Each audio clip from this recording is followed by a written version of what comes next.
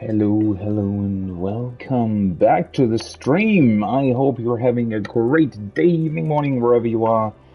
Welcome back to Final Fantasy XIV. There have been some adjustments to the schedule multiple times over the last 2 days, but that's just due to the fact that, well, it's always kind of difficult to predict how these things are going to go. And then there was a couple of other things that I'm going to get into here. But yeah, I ultimately decided not to stream yesterday. It was just a lot more chill, a lot more, laid back. And to be honest, I think something like just crafting, if you're literally just going to do that, isn't really that exciting to stream and isn't really, because it's something also like it gave me a chance to catch up on a couple of things as well. Because it's pretty, as I said, chill to just sit back, relax, do a little bit of crafting in 14 while either watching other 14 streams or other streams in general, or YouTube videos that I wanted to catch up on. And I didn't really felt like I had a lot of time in the last couple of weeks really to do stuff like that. There was just a lot going on, or is still a lot going on, but yeah, that's kind of that situation. And then today, well, first of all, we had the maintenance this morning, so obviously it didn't really make sense to stream. Then I said that I wanted to try to get into Divinity Original Sin last time before Savage releases, but it just wasn't meant to be. Did a couple other things this morning, and then I actually, shortly after lunch, looked a little bit into the Artemis launch, right? The big, most powerful rocket ever that is supposed to bring humans to the moon in the future, and their sort of first mission without anybody on board was supposed to start today. Now they did scrub the launch, unfortunately, because they had a couple of problems with some hydrogen valves apparently. So they're going to try again, I think on September 2nd, if I heard that correctly. Just double check, that would be on Friday. Great, so I can't watch that. But anyways, that's what I did, and that's why I sort of just didn't really get into streaming as much as I wanted to. And then there's also the Final Fantasy XIV thing. So, what have I been doing? Because I've still been playing 14, right? The entire day, in fact, yesterday. I did a little bit in my Island Sanctuary, not that much, but I got... Well, the first monument I already started, so that's done. But now I'm building my second workshop, I'm building my second granary. It's all still pretty chill. Like, I don't think I've really spent too much time on my Island Sanctuary at all for a completely new feature.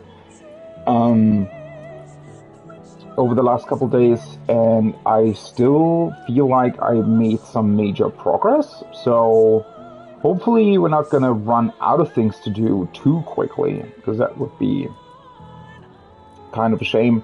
There are a couple of things that you can do, and obviously there's a ton of stuff that you can farm for, right? So there's a couple of mounts and a couple of other things that require these blue scripts. This special island coin that you can gather, and you get that through your workshop, basically. And how that works is you set up production schedules that you can adjust based on the materials you have, based on supply and demand. It's actually a fairly intricate system. It's not that complicated, really, but there's a couple things you can try out, and that's how you get your scripts, right? And that'll take a long time, but ultimately it's not really all that difficult to set up, and it also works sort of passively in the background, right? So it isn't really something that you're really actively participating in, except for getting the materials. Potentially, though even that your granary can do for you, right? The granary's role in this is that you can set up missions that your mammoths go on for every granary you have. So I'm building a second one, can go on 2 missions. Now, obviously, at this point in time, I don't know how many materials they'll actually bring back. And it does cost blue scripts as well. So I don't really know how the ratio there will be. Do you get more blue scripts out of that at the end?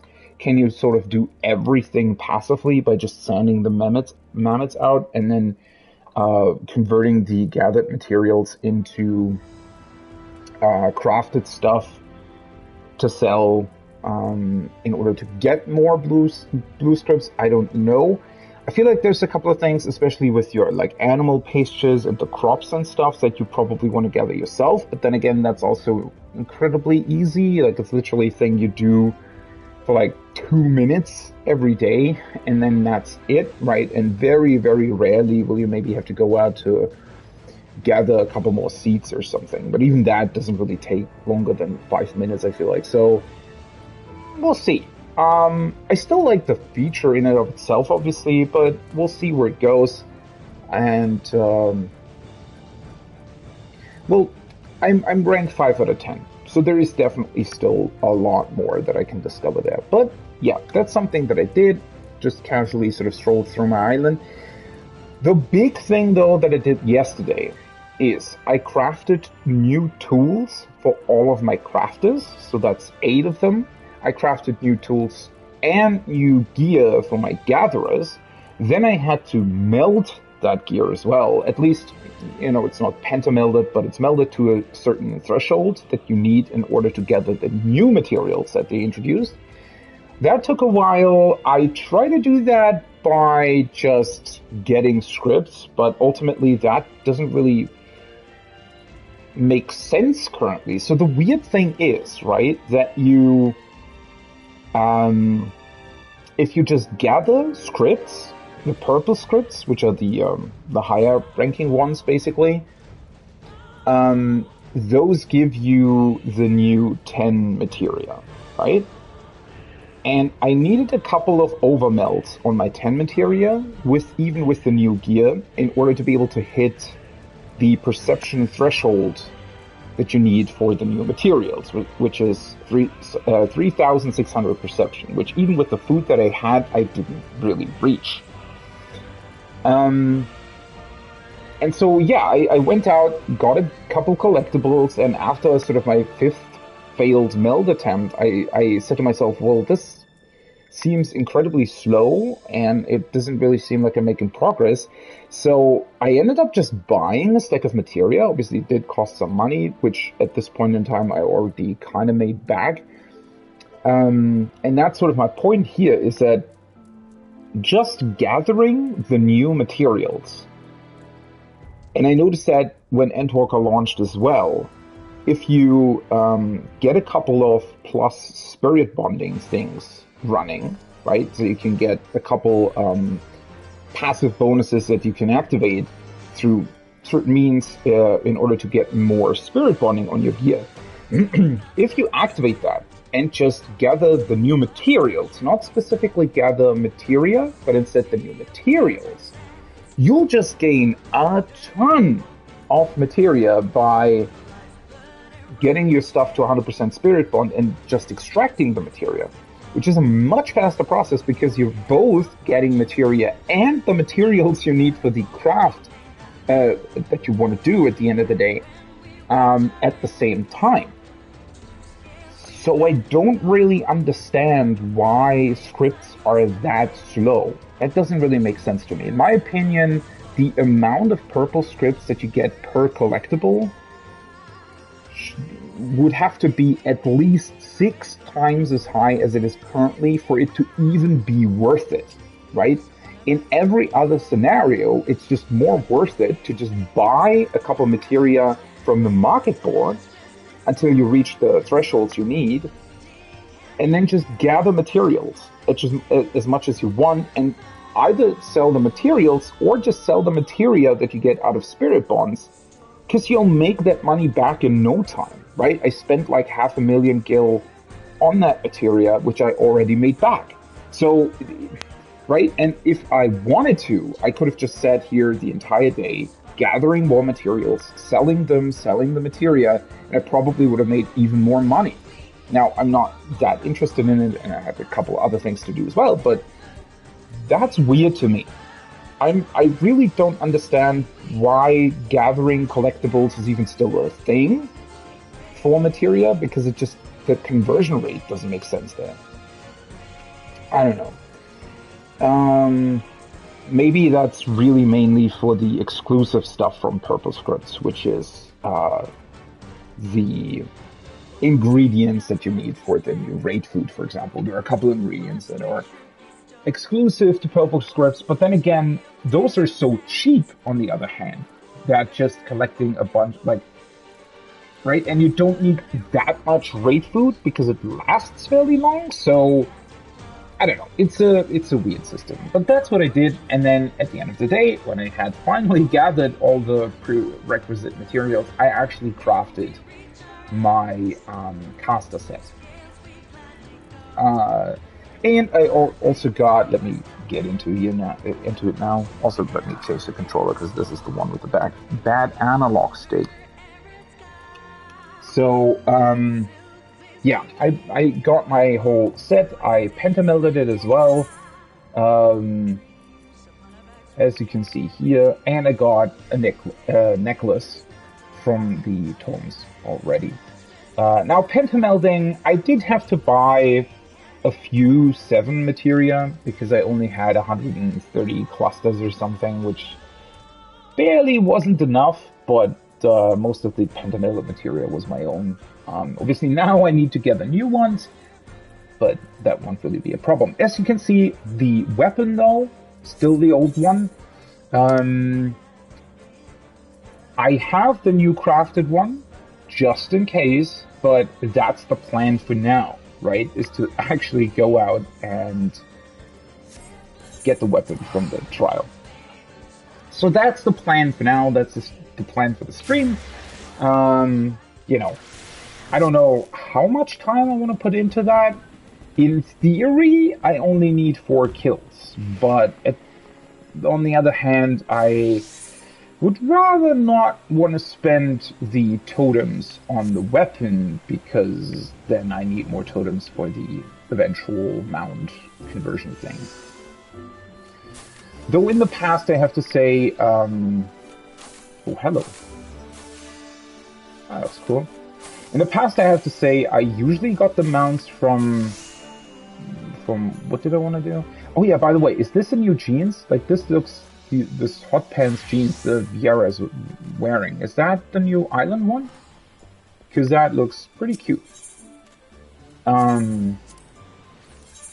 I wanted to grab a couple of the hunts before reset as well.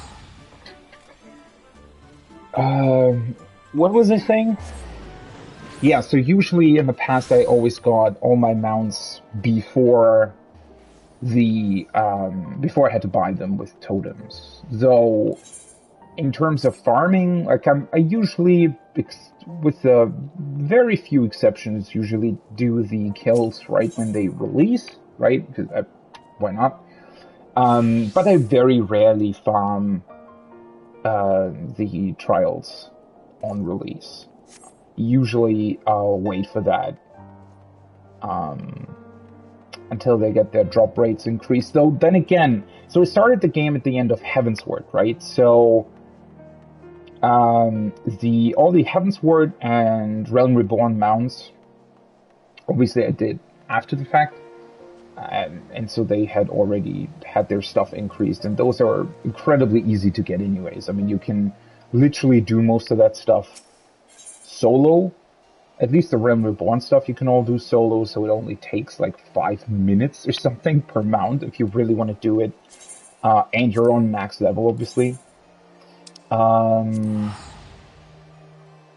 Heavensward ones, I don't know. I don't know whether or not you can actually solo all of them. I think you might be able to, but it might take you longer. Though now we have the new echo and stuff that they introduced, right? It definitely, well, obviously it takes longer than the Realm Reborn stuff, so you're looking possibly at like 5 minutes per fight or something if you do it solo.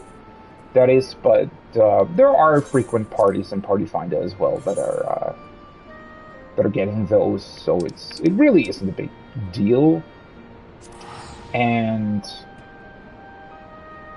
well, at the end of Shadowbringers, I just said to myself, hey, you finally want to grab all of the mounts, because I also, even though I did kill all the trials when they released in Stormblood,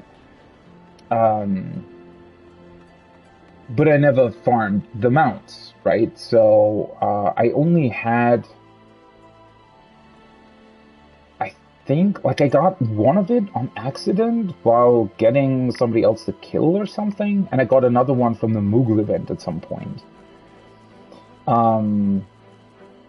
But yeah, I just, at the end of Shadowbringers, I just said, alright, now's the time to actually, grab all the mounts, and I did that, and, I have all the trial mounts up until the end of Shadowbringers. Not the new ones, obviously. Still missing those. Even though I did farm Heidelin and Zodiark a tiny bit with my static back then, but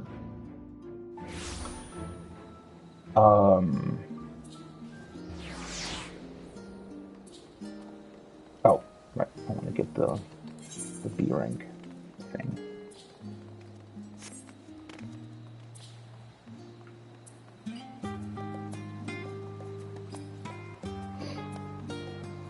So yeah, at the end of the day, I never actually ended up grabbing mounts for totems. I always just I got a couple weapons for the totems and de-synced them because you have a high chance of getting the materials, right? Which are also either worth a lot, depending, or you can just craft your own weapons, which I sometimes did. The glowy trial ones, that is, right? Okay, before we do anything else, though, I think I'm going to very quickly do the Akasudara questline and continue that, because I think I'm reaching a new quest today. So let's do that first. For some reason, I think I only need to do 2 quests in order to level up. I don't know why that is. Did they adjust something about the amount of reputation you get per level, or has it been such a long time since I did a tribe that I just don't remember how it worked? Because I'm missing 90, right, for the next thing, and I think you get like 60 per quest. Is that it? Yeah. So I don't fully understand why that's a thing, but anyways. Let's do the stuff before resets and check out the quest that's in between there. And after that, I'm actually going to go and do the trial. Let me just, while I'm talking here, open up my... It's always doing such a weird sound. Just open my window a little bit more, because it is warmer today than I thought it would be. That said, it was quite chilly this morning, which is a good thing, right? After like weeks of pretty warm weather, it is nice to have it cool down a little bit. So I did close my roof window so as to not have, winds getting through the room the entire time. But now it got a little bit warmer again.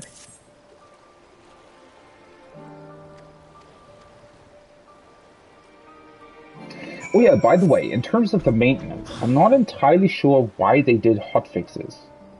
There might have been some stuff that they fixed in the background though, but The list of hotfixes that they apparently did is very short and are things that feel very, very unimportant. I really didn't fully understand why they did hotfixes for that.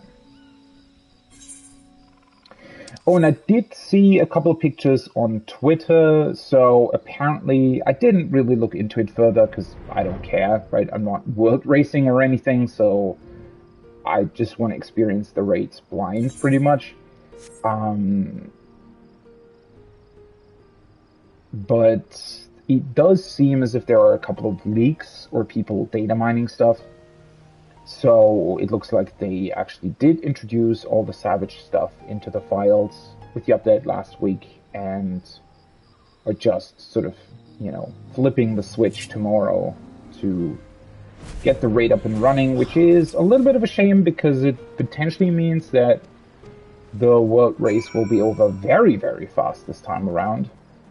If people end up, guessing mechanics and whatnot before the raid even releases. But then again, I also don't know how much of an issue that really is. I mean, as I said, I've never really been somebody to pay too much attention to that. I've seen a couple of data mine stuff in the past, right? Because I am on a couple of Final Fantasy Discord servers, and some people do tend to post that stuff. But it was never something where I would have really gotten a lot out of it. Because, well, here's the thing, right? I imagine that the top groups that are world racing, they will have played a shit ton of normal mode already, right? And those kinds of mechanics and everything, they will probably guess a lot of the Savage mechanics anyways, right? At least, some of them. There is actually quite a lot that you can claim from normal mode. So just the very fact that they've delayed it by a week already means that, top teams will have a ton of time speculating and thinking about what they might possibly, be able to glean from those raids. So, I don't know. At the end of the day, it's difficult to say. It really is very, very difficult to say.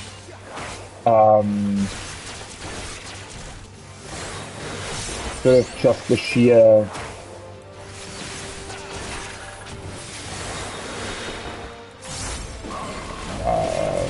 problem that arises from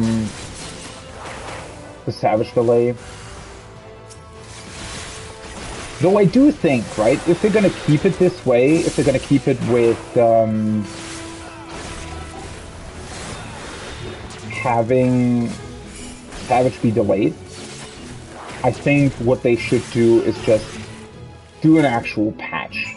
I don't know why they didn't do that this time around, but I think that's what they should do in the future anyways, so that's also how it worked with Ultimate. The Ultimates typically are delayed by a week as well. And I don't know why they don't do the Savage release the same way. Where they just have another patch coming out that's introducing the Savage raids. Because that's also how it works at the beginning of the expansion, right? I don't know. There's definitely a couple stuff there where they can still adjust things, hopefully, and because I do very, very much appreciate the Savage delay, even though I know that World First Raiders probably aren't that thrilled about it. And it also, one thing that I am personally, even though I haven't been involved with that at all at any point in time, I always found it fascinating, the whole sort of crafting industry behind the World First Racing teams, and how quickly they were able to craft the raid gear, or the crafted gear, after the patch releases, right? And prepare that for the teams. Now, unfortunately, because now we have a whole week to do that, that sort of entire economy is kind of disappearing, right? Because especially if you have your, crafter gear prepped and everything, if I had done all the prep work that I could have done before the patch release, I would have had my crafted set very, very quickly on day one already, right? So raiders could literally craft that stuff themselves if they so chose, right? So I am a little bit disappointed that it takes that whole thing out of the equation now. But the week delay is definitely very much appreciated for people who just want to take their time with the story, want to take their time with everything else, because I mean, for me, I know that, well, as you saw, right, I massively chilled through the raid story on Tuesday. I did a very long stream on Wednesday where I went through MSQ and everything, and I still haven't done all the new quests they released. And so I realistically, even if I could have prepped my crafted gear and whatnot, realistically I probably wouldn't have really been able to get into Savage up on, until maybe Wednesday evening or something. And at that point, most of the hardcore people would have probably already been at Fight 3 or something, right? So, I definitely appreciate them doing it this way, but I can also, I think that we do still need a couple of adjustments there. The main thing being that they should probably do a separate patch for Savage, and possibly also don't release the crafted gear and everything beforehand. Though that being said, it would be really strange to have the extreme trial but not the crafted gear. I don't know. We'll see about that. Let's hand in these quests and grab the... So I only hand in 2. This is actually really strange. I don't remember this being a thing. Because now it unlocked the new quest, right? Defined Ogul... Deified? Holy, what's that? Perhaps it is simply your imagination, but Svarna's working population feels notably bigger. The glint in Trina's eye suggests she'll be happy to explain. Nice to see you! You have a moment. I'll tell you the latest. What's the Chopper doing here? These two. Alright, what's up? Thanks to our cool and breezy stables, our hippos have been getting all sorts of luxurious shut-eye. and the little pots can't be tempted away from their splashing. All in all, our grown family is bursting with energy. Did she really call sleep shut-eye? Good thing too, seeing as our services are in ever high demand. Folks have even started coming around and petitioning for employment, if you can believe it. We've always liked keeping our business to ourselves, so the thought of welcoming strangers felt dreadfully queer at first. But helping others is what writers do, so we've got some new faces on the team. Besides, as swamped in requests as we are, we'd be lost without the extra help. Help! Help, I say! Oh my god. The fuck? I appreciate the enthusiastic chorus, Ogul, but what you've gone and done to your head?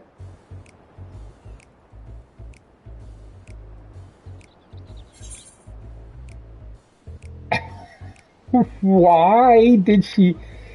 I actually just got that set, by the way, right? Because at some point... Was it yesterday morning or something? At some point, somebody just posted that the fate was up, and up until that point, I'd only done it once, and you need to do it twice to get the elephant set. So yeah, I actually got that yesterday, but it's funny that it comes up now. Excuse me, have me... Ogul, you look fantastic. Let's go with that. With the grin as well. This is hardly the time for jesting. We are in crisis, I tell you, crisis. There are Gajasura in the jungle. Ever since you mentioned that thieving Matanga, I've had this terrible suspicion. I had to know for certain, so I cleverly camouflaged myself with this Gaja disguise and set out to investigate. Yeah, that's an incredibly skillful,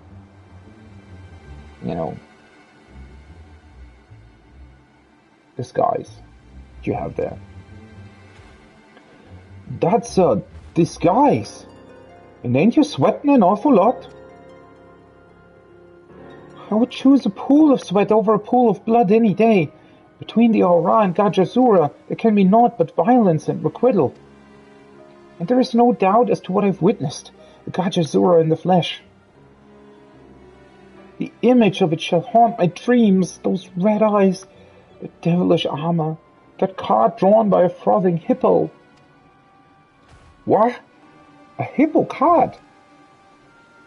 He declared his name was with a ghastly voice, Akala. It became an edifice of fear. He asked if I was his Matanga brethren. In that moment, all I could envision was my own death and dismemberment by that beastly creature. Before I knew what had happened, I heard my own voice cry out.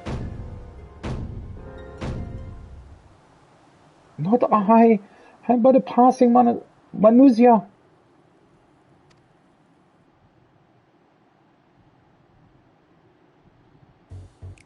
What? Manusia do have bodies of men and heads of beasts, so if you squint really hard, never mind. Ain't no way anyone buy that. Actually, he was terribly polite about it, pressed his hands together and bowed deeply before leaving me be. You saying you let him go? Ain't no doubt he's the bandit we're looking for. You're a fighter, ain't you? I'm sorry, but I have come to cherish the Akasudara as my friends and allies. Gajazura are another matter entirely. When I came to my senses, I searched the area and found one of your associates injured and missing his card. No doubt the same card now in Akala's possession. Luckily, your man's injuries seemed manageable, so I saw him to Palakistan, where Yazan is treating him now. Is that so? And I owe you my thanks. Sorry for losing my temper like that. Everyone's entitled to their weaknesses. Anyhow, even if you did give us leg bail, can't have gone far. I say we track him down while the trail's hot and take back what's ours. And let us reconvene at the Shroud of the Samga. I shall take you to the very place I encountered him. I like how the elephant nose is constantly just bouncing when she's moving. It's such an awkward thing. I do really wonder what's happening here, though. I mean, obviously I wondered about that last time, too, when she was sort of secretive about it, about everything, right? I thought at first, that she had some sort of suspicion about a potential, Akasudara or something who might have either needed money or something else, and that's why they stole, but apparently that's not it. It does sound very strange, though. It doesn't really sound like anything that would be connected to anything we've already seen. I don't really know. See if we can find out what the hell is going on here. Well, at least she got rid of the elephant head again. This is where I saw him. From here he rode off on that stolen hippo cart, but I can't for the life of me remember which direction he went. I was so paralyzed by fear that north could have been south and east-west. To let a phobia get the better of me like this, can I really call myself an adventurer? There ain't much use crying over split chai. What are they all saying? We were caught by surprise and end of story? We should stay grounded and focus on what we know. Grounded, of course, that's it.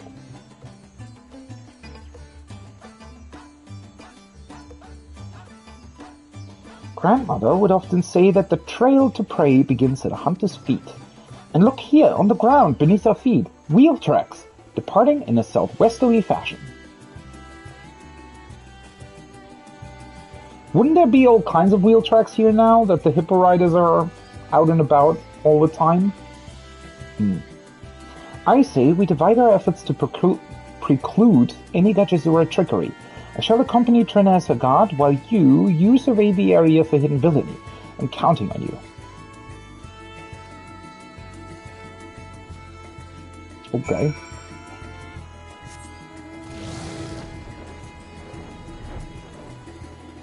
Let's see what we can glean. Are there even... The only other threatening elephants are the actual elephants that are in this zone, right? I still think that it's probably some sort of... Oh. Wait, what? These are actually Gajazura.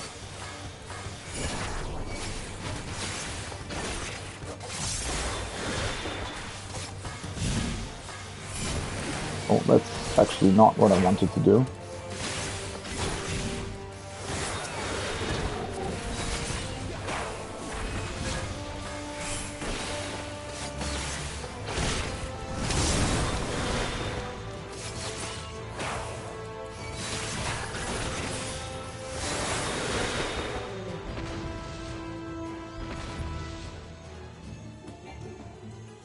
I honestly didn't expect there would actually be Gajazura here. What the heck are they doing? Where are they coming from? Sweeping your gaze across the area, you see no trace of Gajazura, hidden, villainous, or otherwise. You listen closely to the sounds around you, the faint rustling of wind through the leaves, the snuffling of wild beasts, no hippocards. These ones also didn't have hippocards. Again, just feels so random. Oh, there you are.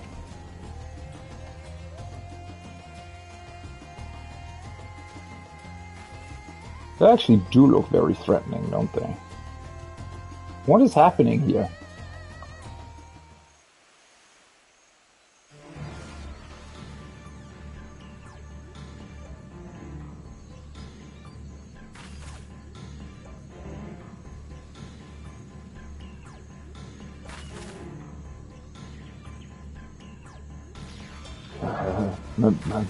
My Tanga tolerance won't be defeated by the likes of you. Why, no fire. Savnir full of fire. Akala here. Good for conquest. I ain't got the foggiest idea what delusions you're riding in on, but I'll tell you one thing. You're picking a fight with the wrong island. You best give back what you took and skip along home. No, not leave till conquest Savnir. Small Gajazura, shame to tribe. No place for Akala and battle brothers. Travel far to prove strength. Protect brothers. Conquest Savnir, home for brothers.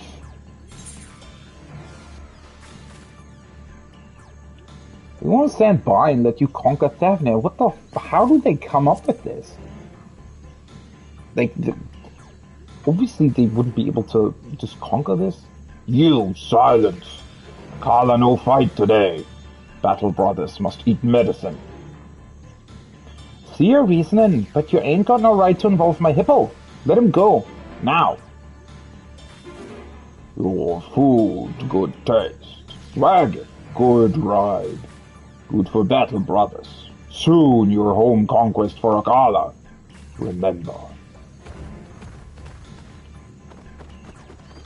Hey, get back here, you... what kind of person compliments your cooking before riding off with hostages? He's gone. If hippocards weren't so fast, we could have given chase. We still can. You said something about being small, but he didn't seem much different than his Akasudara. Other Gajazura is seriously massive or something. Oh, about twice as big as your average Akasudara. It is even said that their leader, the Grand Regent, is indeed so grand that to gaze upon their full stature is to break your neck looking upwards. In comparison, Akala seemed quite modestly sized, where his compatriots similar. So they're some sort of small Gajazura tribe that got exiled or something by the others, or shunned, and they're trying to find a new home here, I suppose? I see. Only slightly bigger then. Still, they must be considered quite small by their own brethren. He said they had no place to go, and see, I don't know how that feels.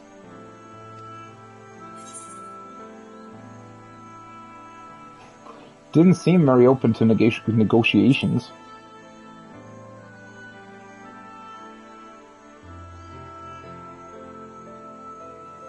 I know. But keeping his brother safe came before anything, didn't it? Hard to damn him for that. Getting pushed out of society just for being who you are can really work you woe. Makes you wonder if you were ever worth anything to begin with. No wonder he's itching to prove himself. On the Azim steppe, the very notion that Gajazura could be capable of such nuanced emotion is, pardon me for saying so, preposterous. However, judging a book by its cover does nothing but feed fear and misunderstanding. This is something I certainly learned thanks to my experiences in Thavnair.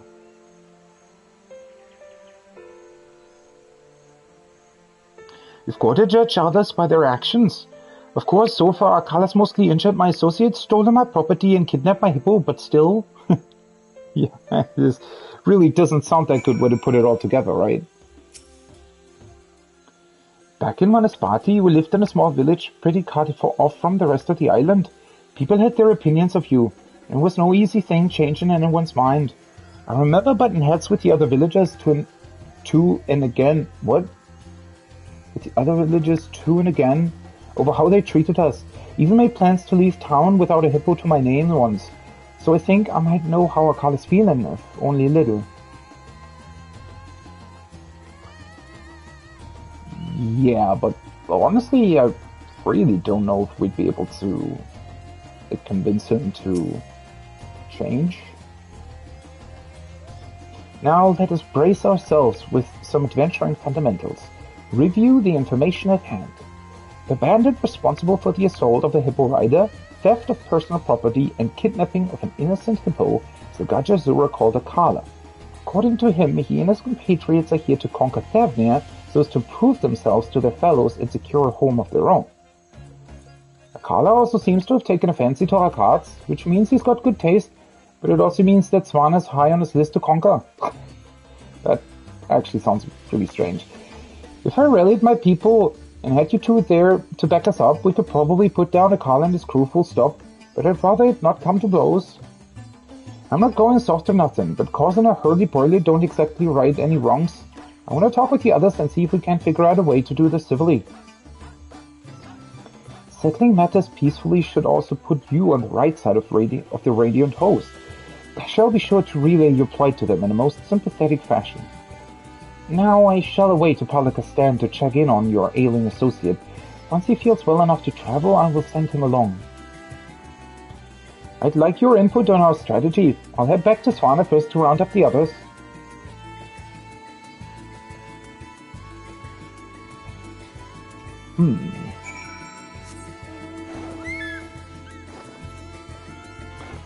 That is certainly somewhat unexpected. Especially after the first sort of two quests, they were mainly about, well, them getting established here as this new delivery service. And now suddenly it's about Gajazura that have been shunned from their tribe in, well, supposedly in the Azim steppe. That's very far away though, by the way, right? I just wanted to say, we are here, right? Wait, are we? Aren't we here?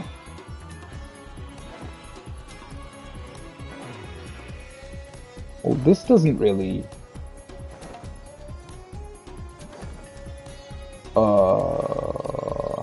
Because the Azim steppe is here, right? Thavnair is here. I don't know why it shows us over here, by the way. We're here.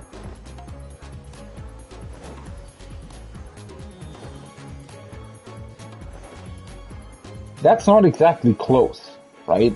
That's, I don't know, like a month's worth of travel or something. Especially with the, what's it called? The Empty? No, that's in the first. Well, the place where Aziz lies from.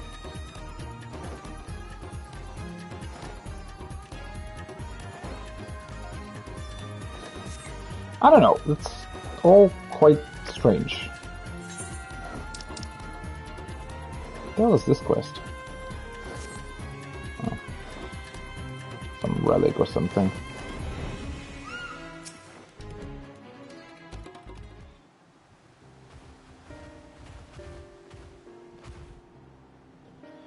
Now, about that bandit.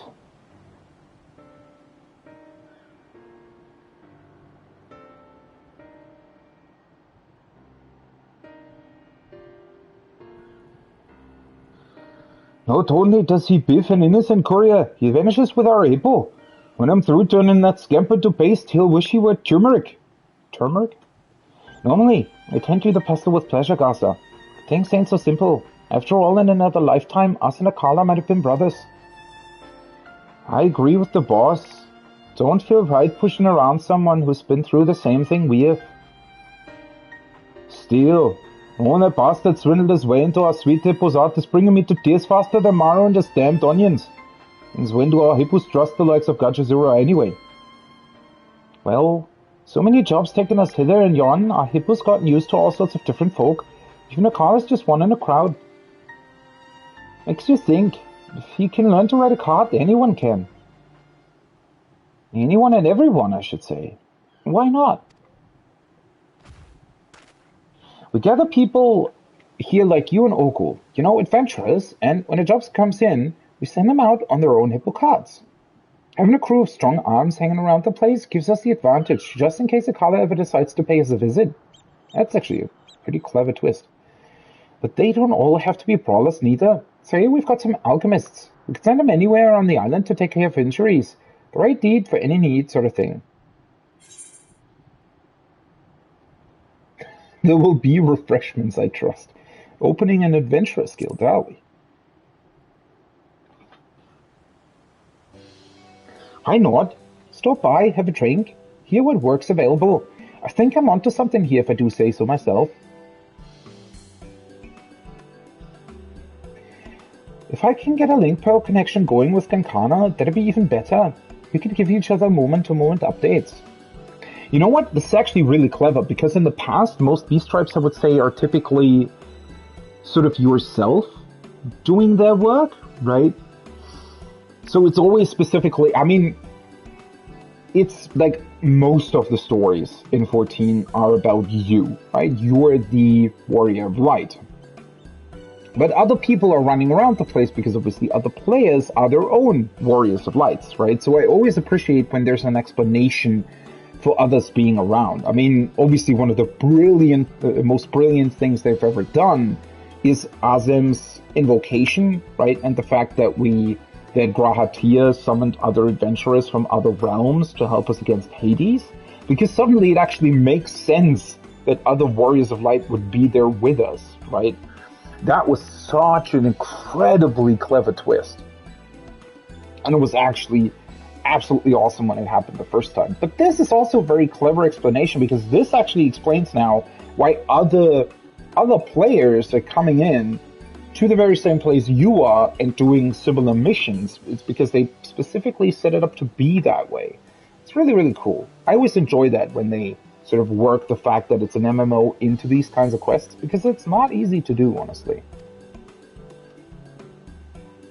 Maru, we've got a kitchen, so how hard could a Mayhain be, eh? Get me a Mayhain, Maru. Yeah, Mayhain. Got it, boss? I'll get a Mayhain running in the twinkling of a hippo's eye. Alright.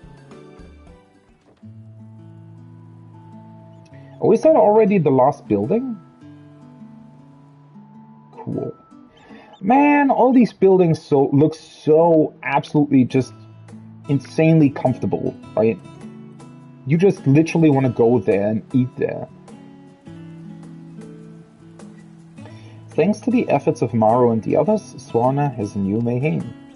The Hippo Riders are now trustworthy couriers of some repute. Connect with contacts across the Avnir to reach exciting new heights of business.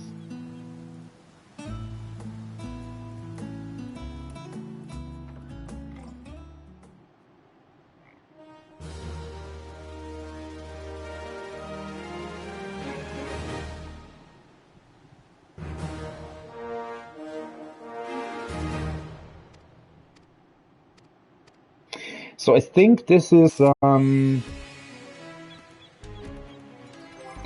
level 6, right? So level 7 will already be the end of the quest line, and then level 8 will have sort of the epilogue. That's usually how it works.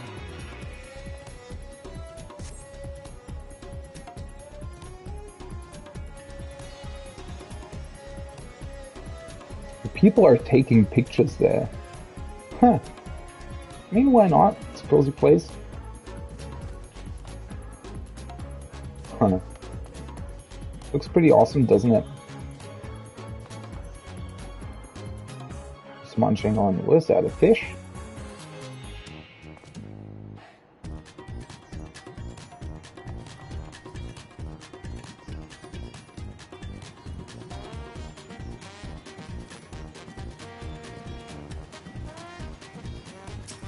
Music's beaten.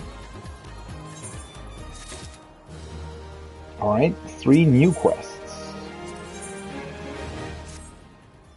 I've been looking for you. I'm in need of a strong swimmer, and you look like you keep up with the hippo in the water. A friend of mine just came back from Yedlamad bearing a request from Kankana herself. I was just thinking, wait, have I already done this? But I think these are new, right? A fond of Maya's and so in need of a deep cleaning, and we, which means you, gotta help. Kankana wants the moss gathering along the stone walls cleared away. As you know, I don't like to see anything go to waste, so I'm thinking I might find a use for the moss. Take these baskets with you and bring back whatever you find growing under the water surface. Blood from a stonemason. Our Mayhain setup's been bringing in folk from all over the island and beyond. It's hard work, but the proprietor couldn't be happier to keep the libations flowing. That being said, no paradise is without its faults. We've got more than a few regulars who keep promising to pay, yet keep showing up with empty purses and going home with full bellies. We keep asking them to pay up, but it seems our words slip their mind as soon as the liquor slides down their gullet. I was wondering if maybe you could help us out with this little problem. 3 of these delinquents are at this very moment working at Giant Skull grounds. I think if a fierce-looking man like yourself were to doubt their intentions to settle with us, they might think twice before shirking their debt again.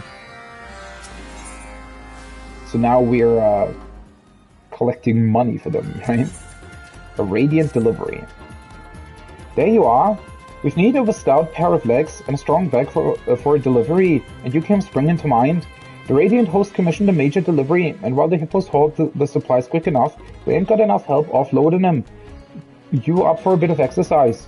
You'd be doing us a huge favor. And make no mistake, if you're keen, talk to the rider at the Hamza hatchery, and he'll get you started straight away. Alright, let's do those things then.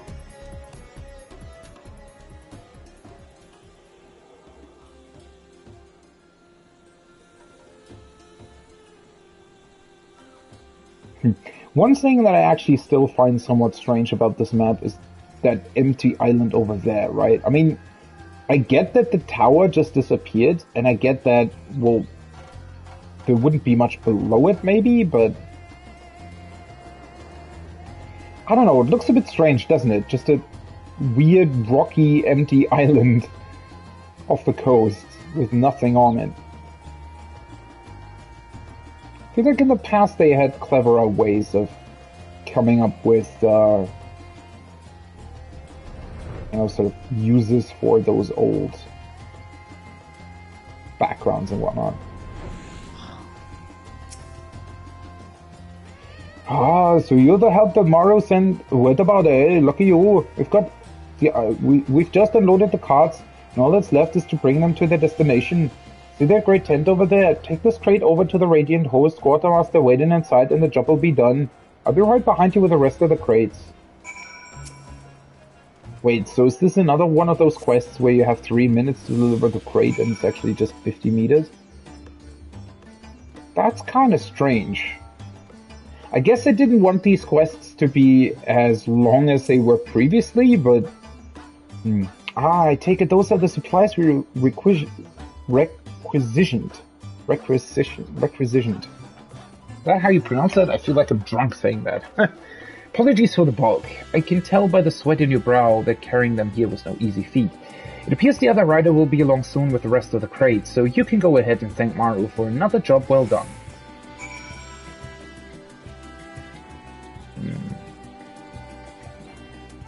Didn't you say he was gonna be right behind me? Oh well.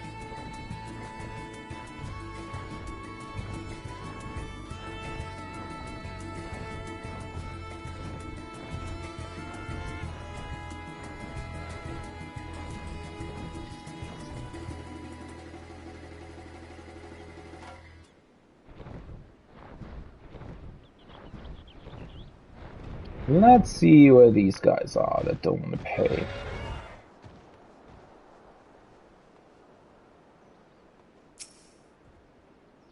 What, you think I'm some kind of thief? I'll have you know, a friend of mine works at the Mayhain and he's been hounding me to no end. Don't worry, if I was gonna run, I'd have done it already. Let's doubt him. / doubt. You question the standoffish stonemason. Huh? Really in a fit of pique, aren't you? Didn't know the Mayhain needed funds that badly. Alright, I'll pay what I owe.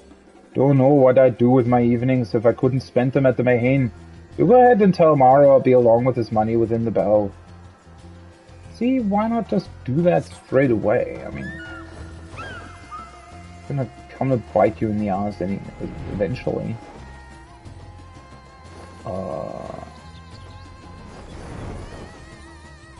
I was gonna say, are they all Akasadara, but... Hey, I'm working here. Don't have time for chit-chat. What? This man has no interest in conversation, but a healthy dose of doubt might earn his attention. Just, I'm working here. I doubt that. Well, he honestly really doesn't seem as if he would be working. Epurida sent you? Hey, no, you don't have to scold at me like that. I have their money. Here, take it. I should have settled up earlier, but things go, right? Make the proper apology soon enough. So you go and tell them how cooperative I was, eh? Please? Alright. Where's the last one? Probably up here. Oh, hello.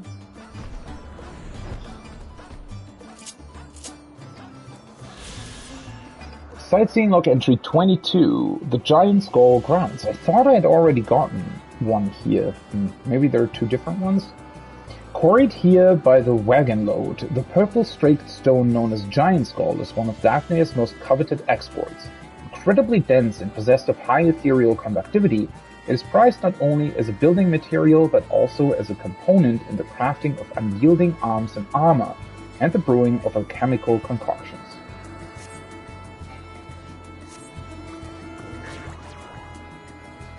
Quest target is supposed to be down here though. Oh, there you are.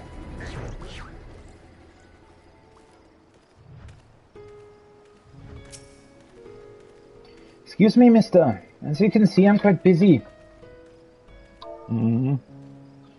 Busy counting your money, maybe?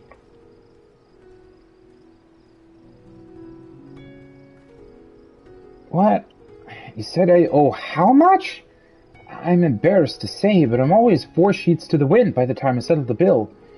Can you take this to the kind people at Svana? I've even put in a bit extra by way of apology for my oversight. And, well, I'll tell them myself when next I see them. For now, I'd be grateful if you apologized in my stead. Okay, well, at least she was honest about it, right? Didn't pretend otherwise and just sort of forgot about it. Though if this happens frequently, maybe the, Akasdara and Trina and everybody should, you know, pay a little bit more attention to who they're letting off the hook in terms of paying the bill. Oh, hello, another one. How am I suddenly seeing all of these? Alright, this is gonna be not as difficult as I thought. Number 21. Kadjaya's footsteps. Known as the mother of the Kriegstanz, Kadjaya is honored in both name and form at this open-air stage for dances. Those who carry on her legacy perform here beneath her stone-carved likeness, strutting and twirling for the glory of the gods and ancestors.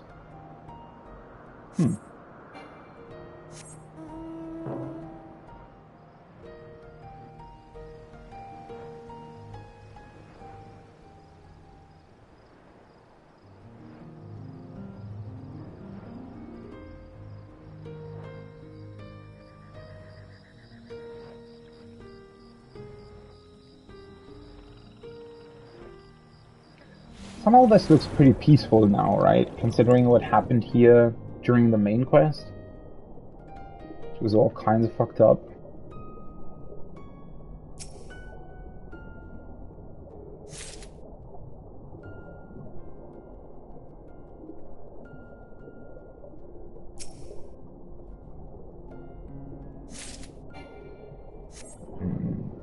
Oh, there's the rest.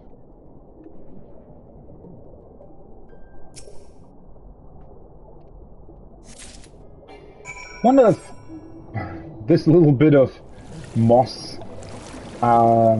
cleaning will really help, but I don't know. I feel like you'd have to have a lot more people than just me cleaning that thing if you really wanted to, but oh well.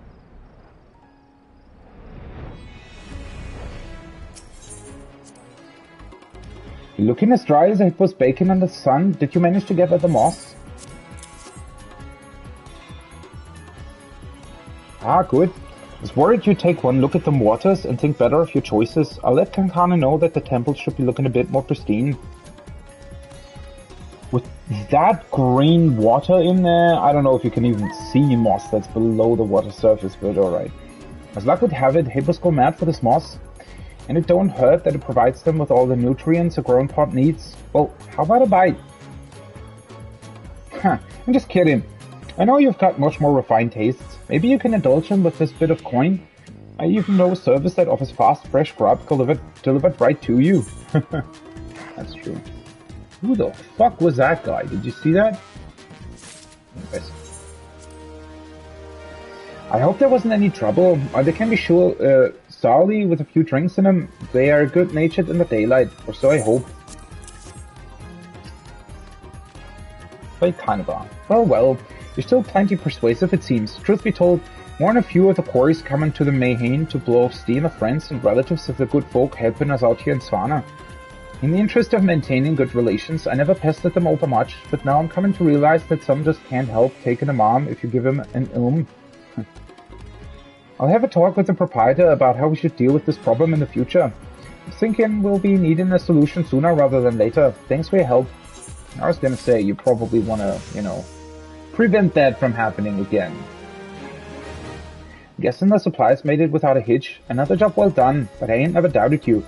Having folks like the Rainian host as our regular partners gives our business some legitimacy in Rotterdam, but we'd never have made it this far in building relationships without your help. The contribution's been noted, wrote it down, and everything. So literally been noted, good to know. Alright, let's take a look if we can buy some new stuff. Oh, bunch more stuff.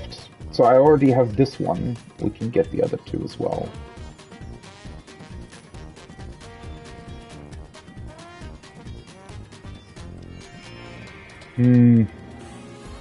Well, don't really need those at the moment, I think.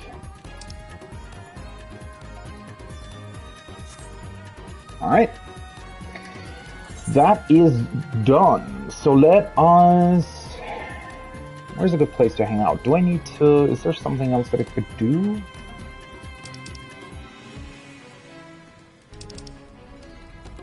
Let's just go to Ratsatan. I don't... Let's just see. Let's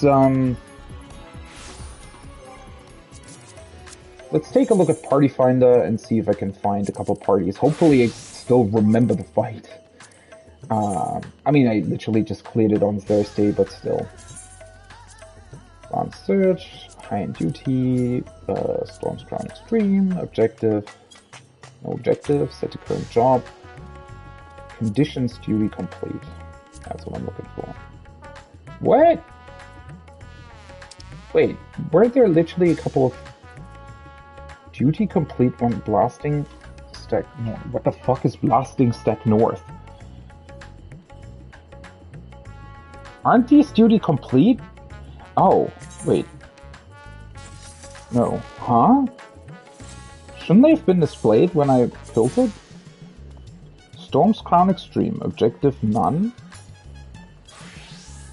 Summoner. Conditions duty complete.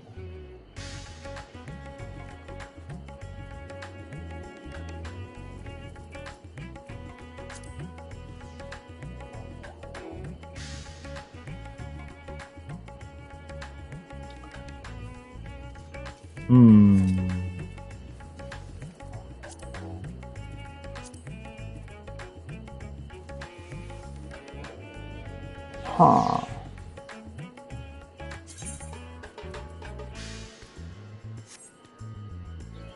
Okay, maybe I just always get unlucky when I activate that? That was strange. Mount Farm, True North, throughout. Oh god. PlayStation Colors, Mario Kart. South, where marks and macro provided.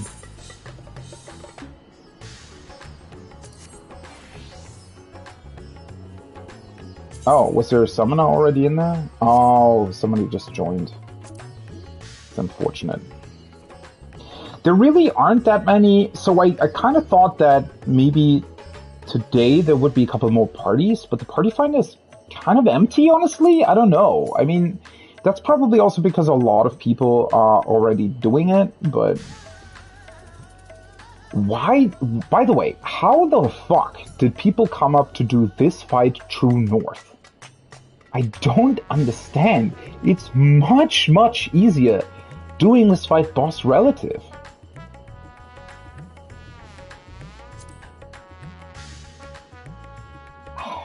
That's just strange, but... Oh well. I'll learn to live with it.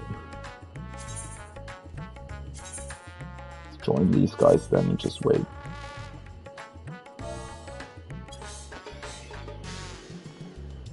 As I said, I definitely didn't expect the party finder to be so empty today.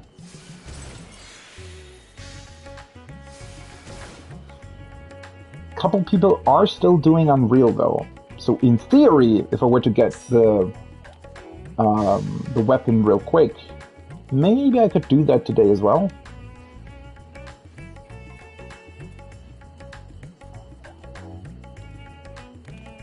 I'd have to take a look at how the fight actually works though. But yeah, that's kind of strange. You'd think that there would also be a lot more kill parties, for example, right? I don't know. Again, considering how fast the party fills, I think it's probably also a question of a lot of people just being in the instance already and not in Party Finder. But it's still somewhat strange to me. I don't know. I mean, I would have the option to go over to Chaos though. Maybe there's a little bit more going on there. But I don't know. I mean, there's a billion private parties. Oh no, never mind. Those aren't private parties.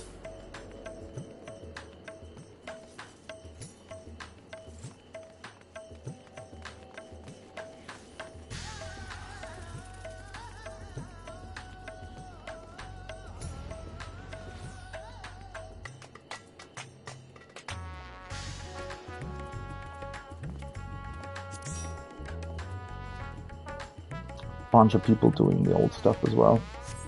Well, as I said, it seems to fill reasonably quick, so Yeah, it's probably that a lot of people are just in the instance, right? There's a high fluctuation going on probably with the parties and whatnot, so it just seems as if there's a little bit less going on. By the way, well, yeah, the token exchange is here, right? That would be here. As I reach here, yeah. That's my grimoire. Yeah, see, this was really quick. Not the biggest fan of that. Well, depends on what they're what they'll come up with if they turn it into a what's it called? Into a crafted weapon at some point in the future.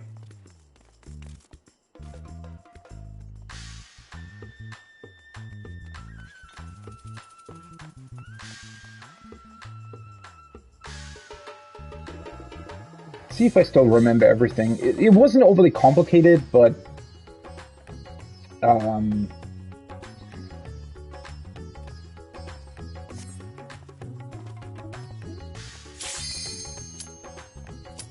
so it said stacks on 2.4, right? Hopefully somebody's gonna post a macro. Pretty sure the party finder said stacks on 2.4. Which is such a weird thing. Why didn't people just stick with blue to the left? I mean, yeah, at the end of the day, it really doesn't make much of a difference, but... Oh. Let's grab my old food. This will be a good opportunity to get rid of it. Oh, that's a very cool macro, by the way. Color-coded markers.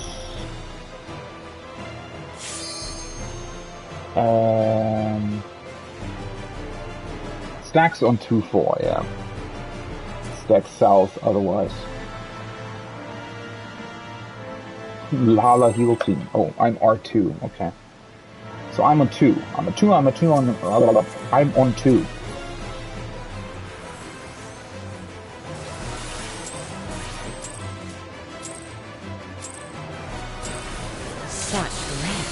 Exquisite ether. Oh, he threw something. I was gonna say, did he jump in? But no, that was just the tank throwing something at it.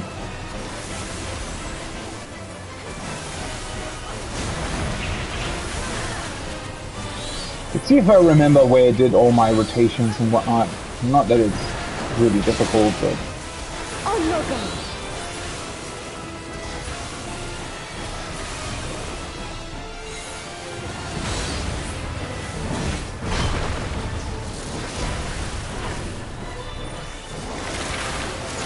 See what she does first. Okay, we're standing in.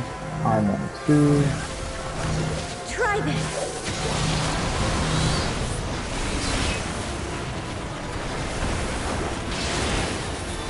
Have at you. Now we need to stay in again. And this time she's going to work to the wall. Oh yeah, I need to remember that my spell speed is slightly higher. Oh, I need to go to screen. My spell speed is slightly higher because of the crafted gear.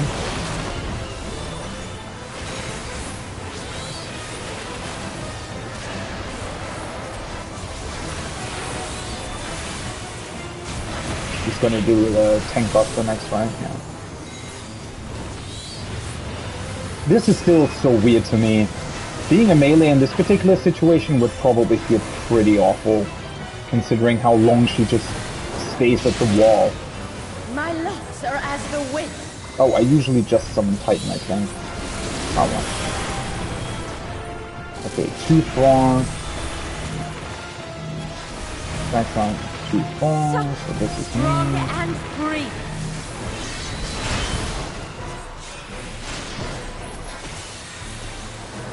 What happened?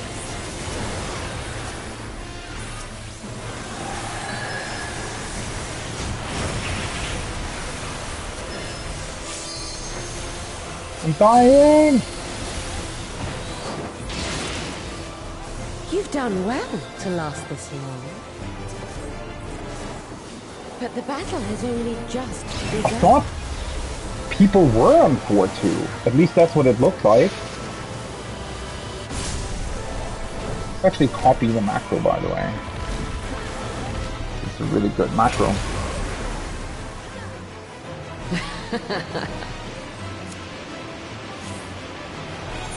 I'll slaughter you all. Do I still have... Just put it here somewhere. Dodge this if you can. I'll make it quick.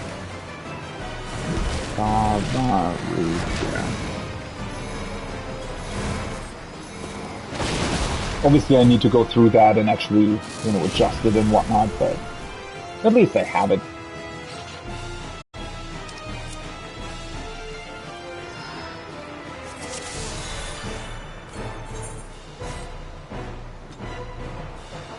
Felt so great in the beginning.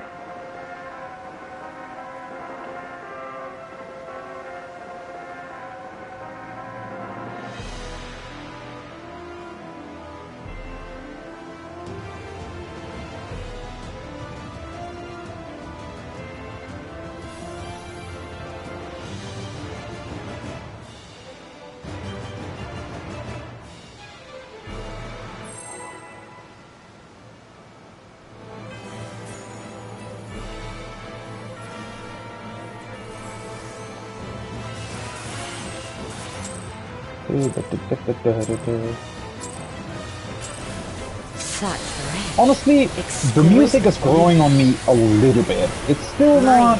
Well, I think the main problem that the music has is that it's good, but it just doesn't really have too much variance in it, right? It's just this same sort of quite quick background track, and I don't really... I don't know, I think it could have used like a little bit of a...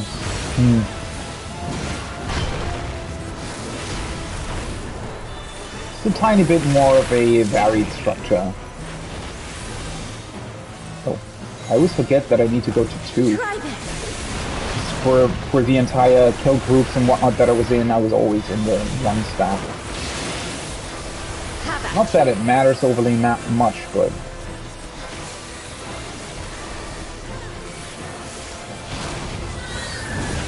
See, the annoying part about having higher spell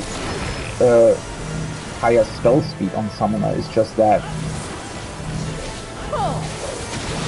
your timings in a lot of ways are really, really strange.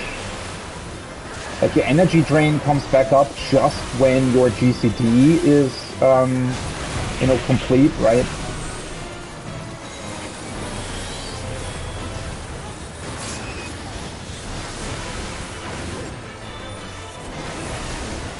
Okay, this time around I'm not going to cast 1 and 3 because it doesn't really make any sense either way. My locks are as the wind. Am I even looking north? I am. Okay, 2-4 are the stats. Soft, strong, and free. This works out better. Or not. What the fuck are people doing? Are you kidding me?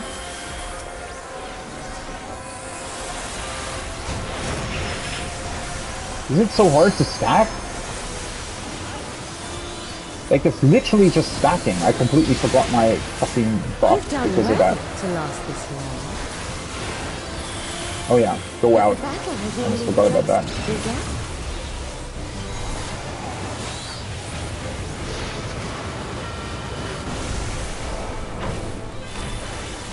Honestly though, with the higher spell speed, I might even be able to cast more here, right? Yeah, I could just cast the normal emerald things and it would still be okay for the rest. Oh yeah, this actually really messes with my timings in comparison to before. I'll make it quick. Oh well.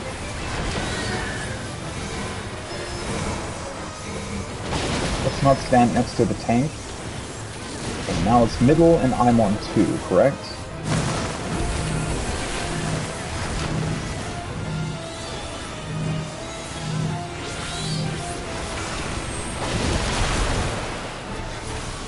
Oh, wait, what?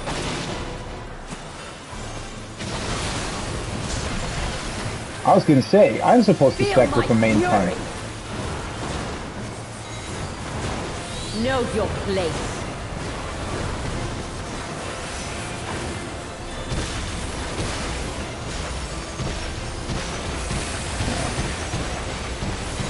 I will go here for Mario Kart.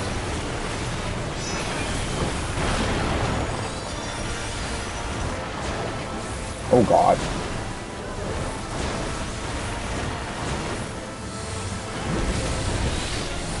Well, yeah, I messed up my buff earlier, so...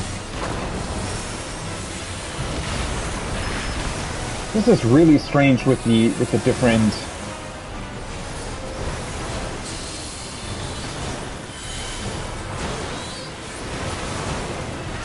Ooh, that didn't hit me. I feel like I kind of got lucky on that.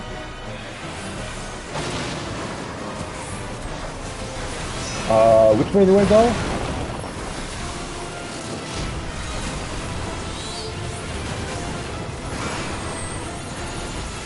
I guess I'm here.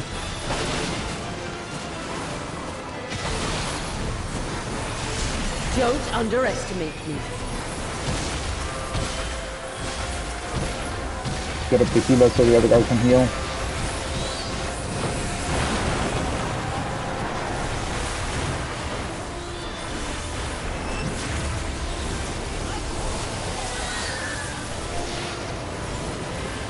Oh, she's doing another transition, right?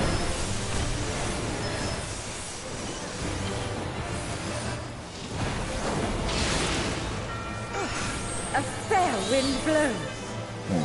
I'm in yellow. Or green, apparently.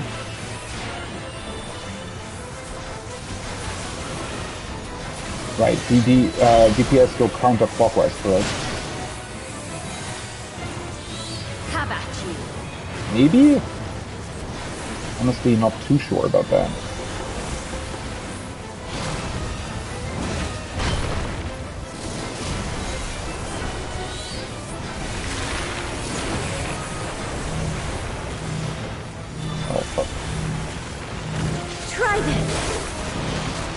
Well, it's a good thing the Scholar did their thing.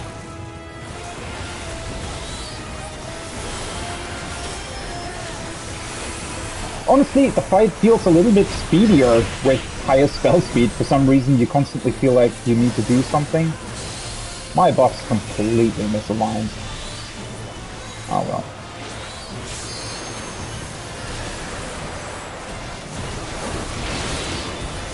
You feel it too, do you not? Alright, this is the 2 stack thing, 1, right?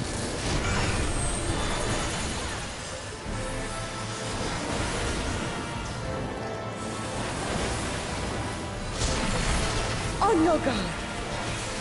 I didn't even see my partner there.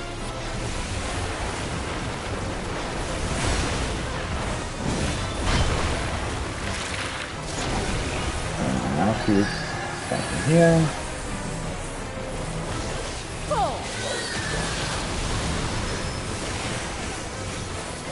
So far, so good.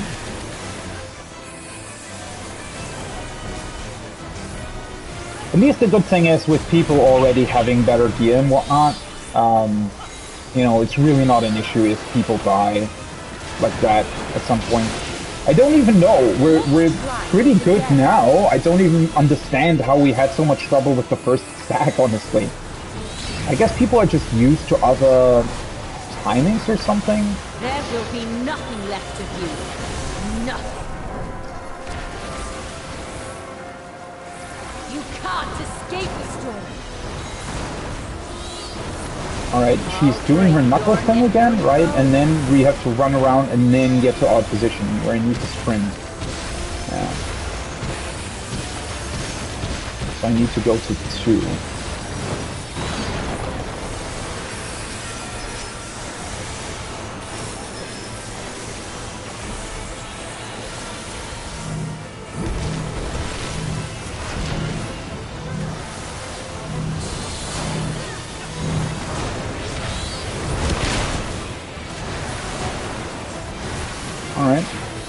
worked out.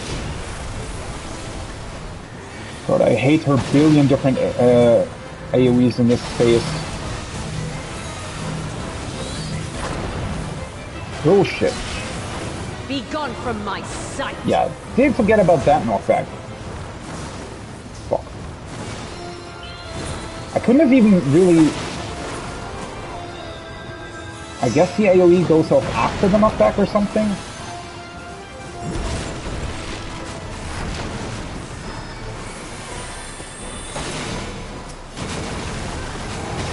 Nope, I don't want to be here.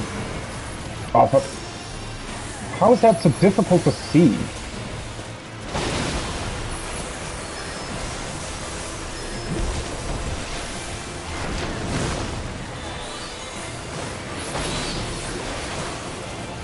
It's just annoying as fuck, to be honest. How the fuck are we...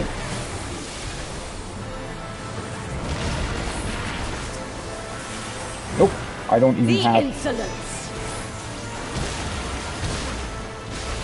Just gonna addle this.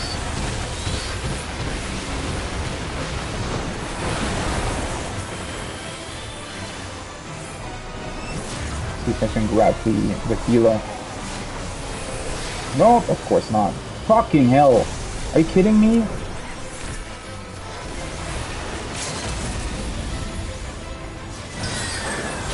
Yeah, that's probably not a good, not a bad idea. I lost so much damage doing that stuff. Oh, it's this again.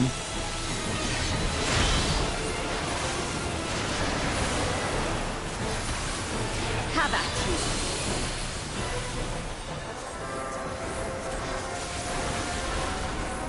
you. Ooh, that was almost bad.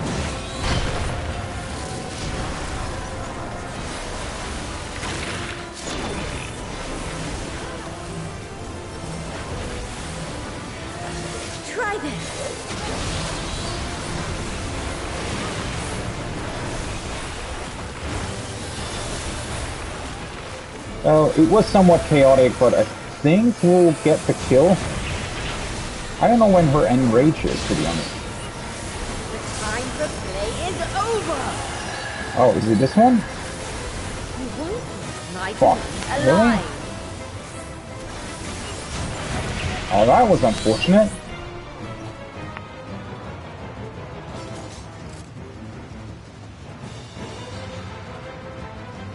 We actually would have made that if I hadn't died. Oh, for fuck's sake. Really? How fucking... Why do people always do that? Why would you leave now where we've already seen fucking Enrage? Of course we're gonna kill it now. Why do people always do that?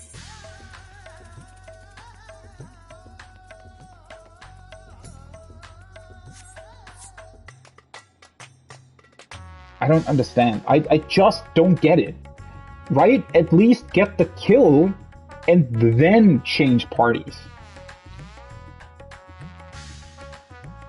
That was literally our second wipe, I think. Wasn't it? Might have been the third one. No, I think it was the second. Yeah, I don't get why people leave parties like that. I just don't understand. I mean, we basically all only died once, and to be fair, the enrage on this fight is a lot more difficult than in previous trials, honestly. Because for the longest time, I would say that most Shadowbringers trials and also the newer ones in Endwalker already had insanely generous enrages. Whereas this one feels like you actually need to do damage to kill it.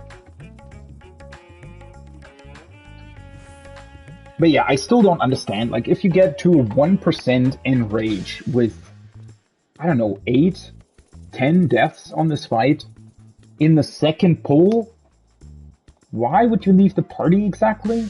And the healers are really, really good, by the way. That we still managed to get through that. I'm just annoyed that I died because, well, that was unnecessary. and it cost us the kill. But yeah, I just don't understand people. I really, really don't. I've never understood that, why in that particular situation you would get out of the party. That's not really worth it. Because you can... It's way more likely, right? It's way more likely that you'll join the next party and have 2 more wipes. Whereas with this party, you'd have probably had the kill. So I don't really understand what people's thinking is there, but I don't know. And also, even in terms of farm parties, right?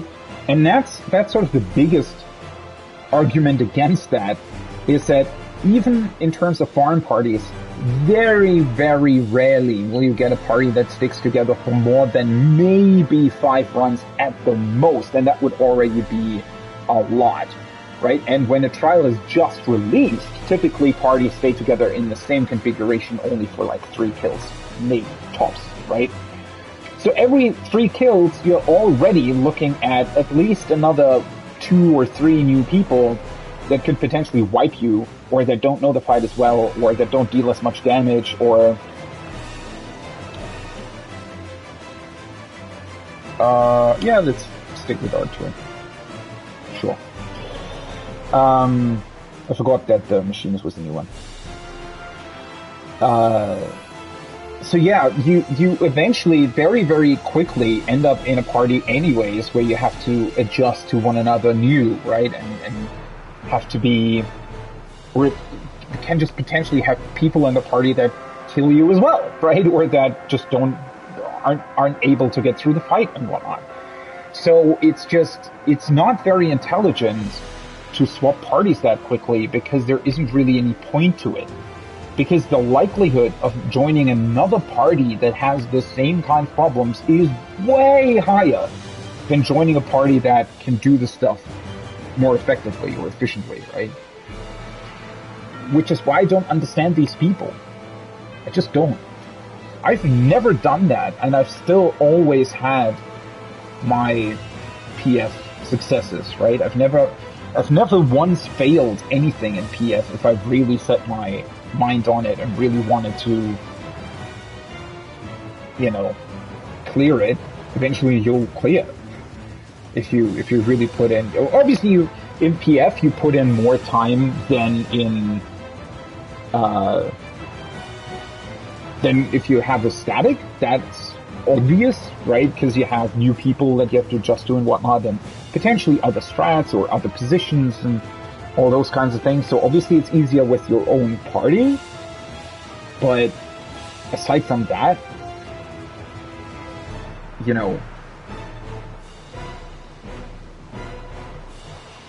are we like starting, or what are we waiting for?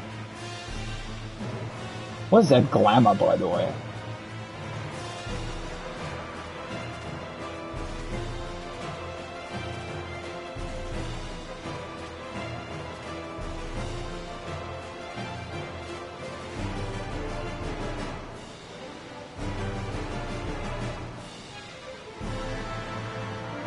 Oh, they were gone.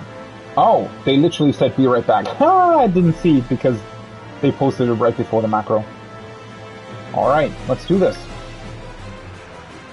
So I'm on 2. I need to remember that, because I ran into all kinds of false directions last time.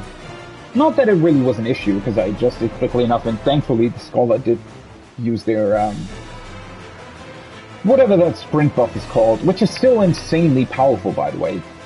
It's just weird to me that that's a thing. But, oh well. We'll see if it survives 7.0. I mean, they'll have to adjust healers quite massively anyways, right? Because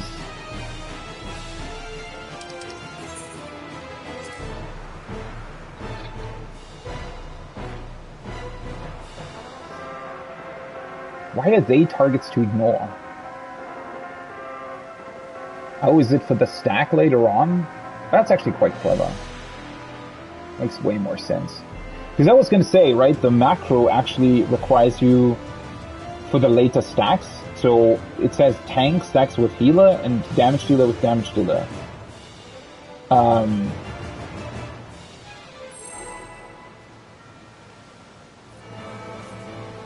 And how are you supposed to see that if they are not marked as such, right? Or if one of the groups isn't marked. Such rich, exquisite ether. My hair shimmered with anticipation. Honestly, I'm really not the biggest fan of more spell speed on Summoner. It's not even that I dislike the spell speed per se, right? I mean, it's actually fun to go a little bit faster. The problem is it misaligns your rotation so much, right? Which is kind of strange that that even happens in the first place. But, yeah. It just feels like you're too quick for your own rotation, basically.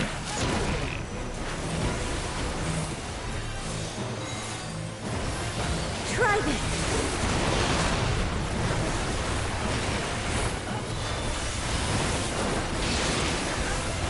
Have at you. For example, now I'm already back in Phoenix, but my Inner Drain is only coming up now, right? That's so weird. Energy Drain should have the same cooldown as Phoenix, right?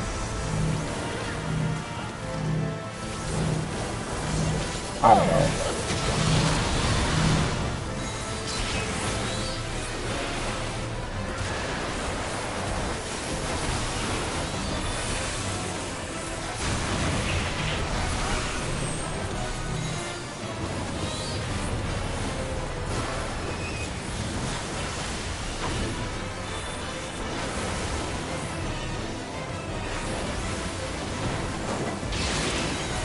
My locks are as the wind. So it's stacked on 2-4. Why am I never the stack? The fuck? Soft, strong, and free. How?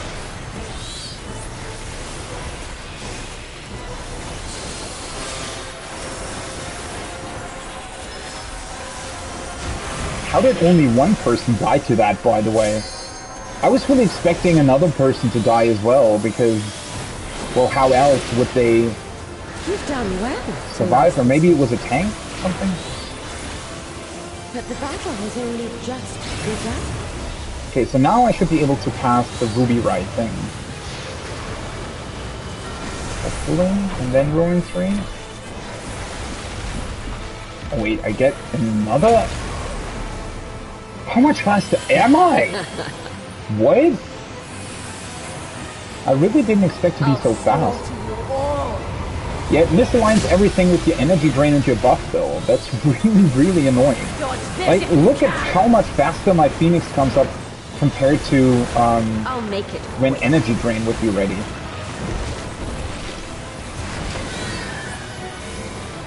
I mean, I can just sort of delay it slightly, right?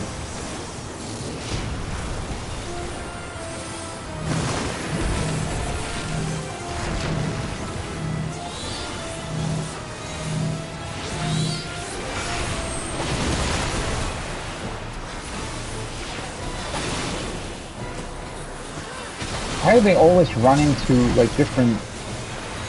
Feel my fury. I was right there, though.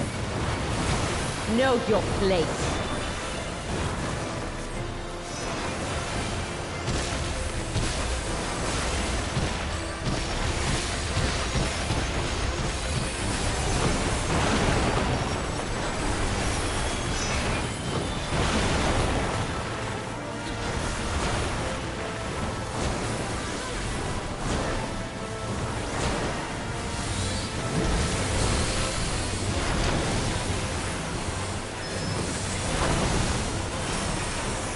How did that happen? I was gonna say, this will hurt, but... worked out alright.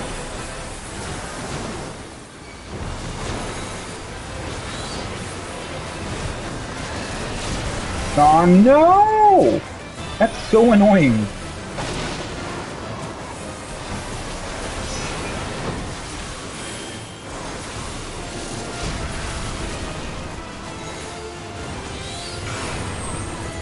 Really?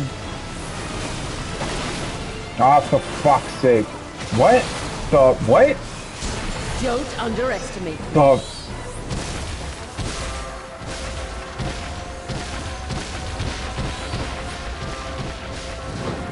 How is there...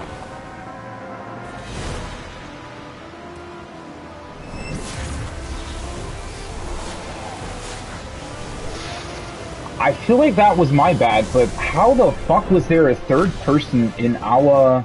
Because there was somebody else standing on top of me all of a sudden, right?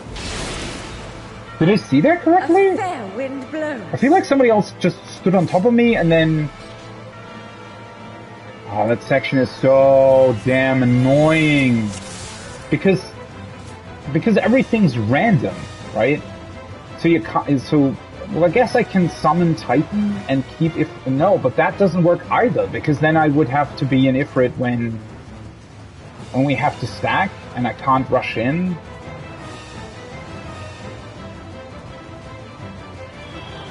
Oh, I hate those random AoEs, because they're also too fast, right? You can't... If you already began casting, you have to skip your cast and move. Such I really dislike stuff like that. My hair shimmers with anticipation.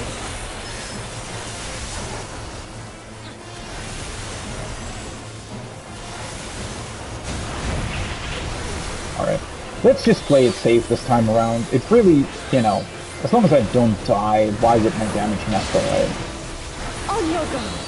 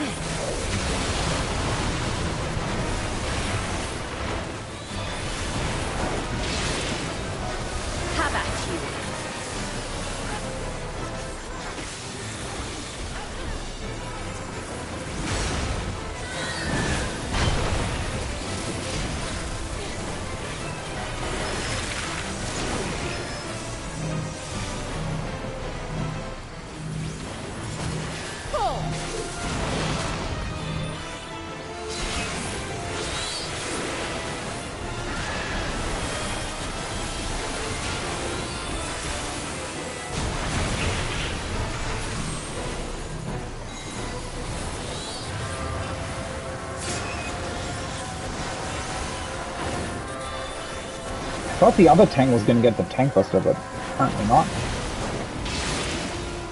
My locks are as the wind. Let's see if we can get through this unscathed now. 2 and 4 are the stacks. Soft, strong, and free. Why? What the fuck is happening to people?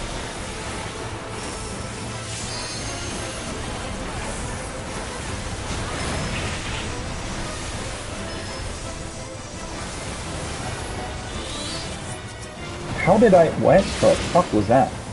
You've done well to last this long. Ooh, can I still The cast battle this? has only Okay. just begun.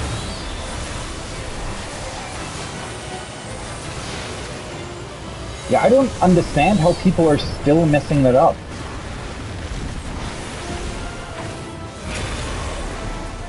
I mean, it's really not difficult. It's also way easier than the rest, right? Which is even stranger, that it's sort of seemingly a big issue for people. Dodge this if you can. I'll make it quick.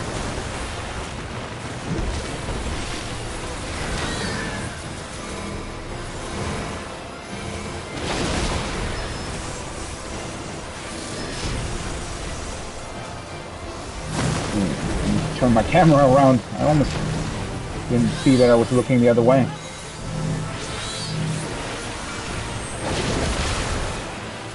How? What is happening to people? Feel my fury! Know your place. Oh, fuck.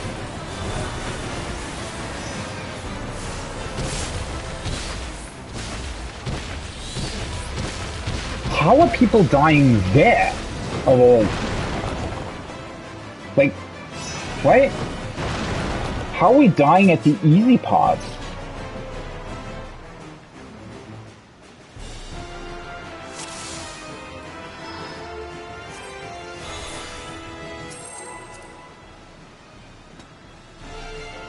Wait, did he die to the end wall? Oh, because you have to disengage?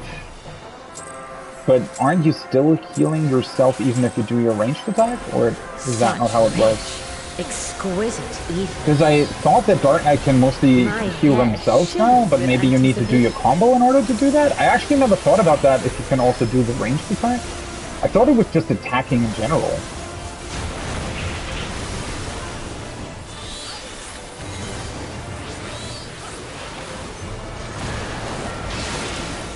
Oh, no, God.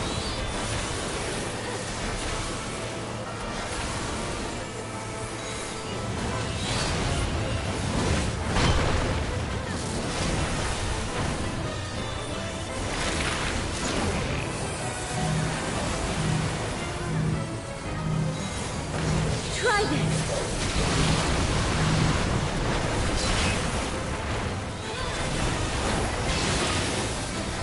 Have at you.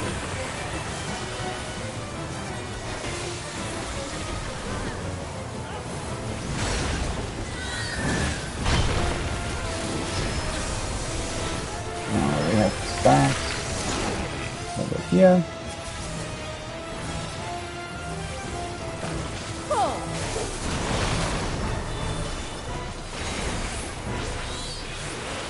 Oh, you can, by the way, I just noticed, yeah, it makes way more sense to keep the boss turned like this, right? Rather than into the arena, so that melees can still hit their positionals.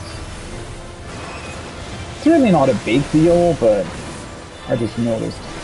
Because most tanks, I think, weren't doing that. It's really, really difficult to do, though, because you're kind of dependent on where everybody else runs, especially if you have the lineup instead of the stack. With the stack, it's kind of easy because everybody's standing there anyways, right? Okay, 2, 4. Strong and free.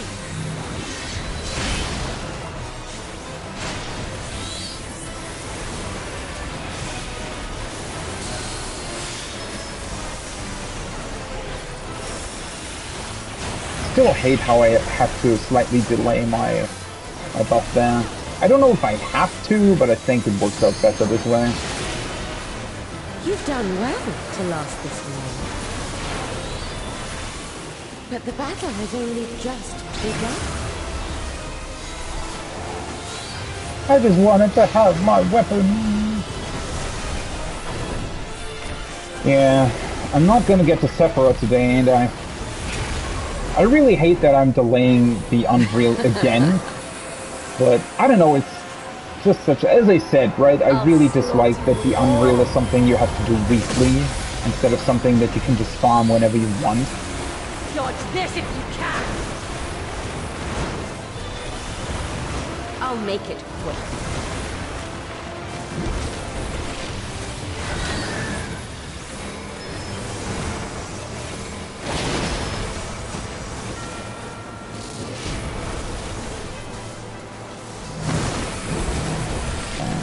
Two.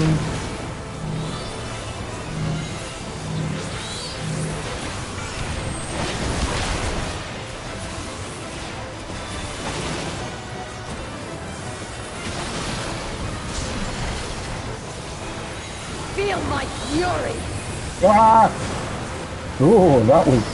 Know your See, I place. really hate that. The timing on that works out, so if you just do your Ifrit thing, right the second that the whole thing sort of comes up, you have no chance of actually dodging. I mean, I know that that happens in that situation, and that's sort of part of the fight, but I don't know, it just doesn't feel that great, to be honest.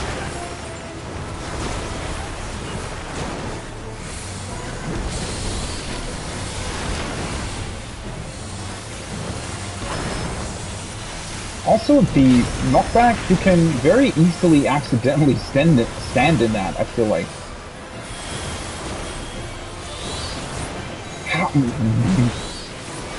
How do I have two? What? Why the fuck did she hit me twice? I disagree with that. Oh, shit. I was gonna try to summon Titan here. See, that's really annoying, isn't it? Like, sometimes you just don't stand a chance at actually dodging this stuff. Don't underestimate me. I really need to summon Titan now.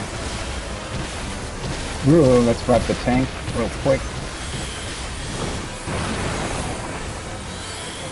This is...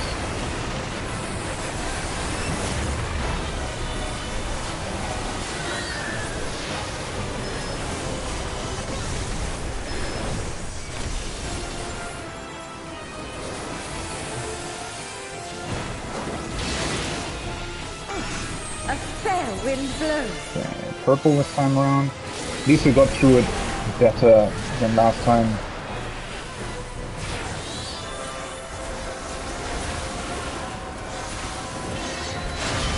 Yeah, I think I just need to try to summon Titan there instead of Ifrit. Have at you.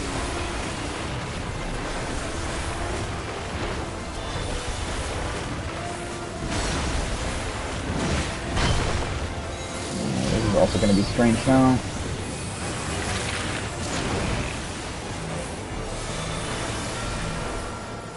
Well, it did work out. Try this.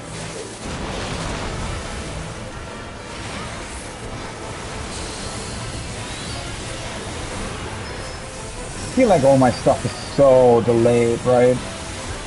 Kinda. So then again, in theory, most other people should also delay their stuff as well, because otherwise you won't be hitting everybody, right? I mean, it's really only like one GCD, but it's annoying that it happens every time, right? So over the course of the fight, it's like 3, 4, 5 GCDs, I don't know.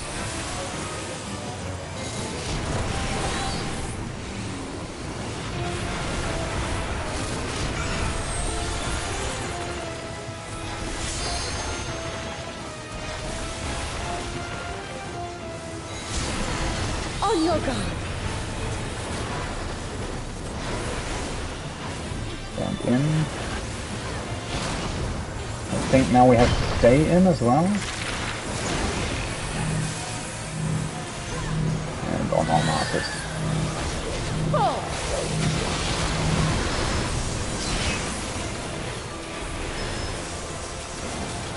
Silver Scholar. They have less HP than everybody else.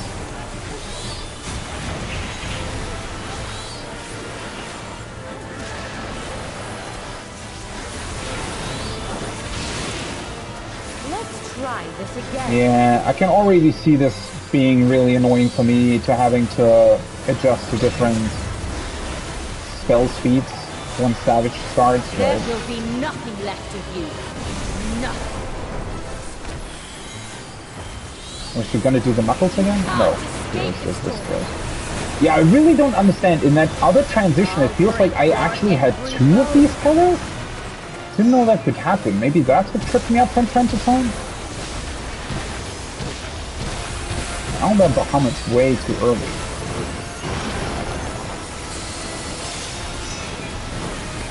So now I need to sprint as well. And I'm gonna need to go to 2.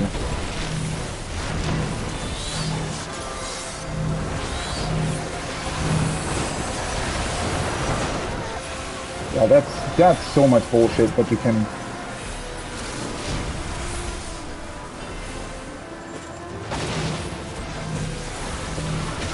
Alright, I'm gonna summon Titan now, because otherwise... Oh, I just saw that that knockback still happens. From my sight. Holy fuck.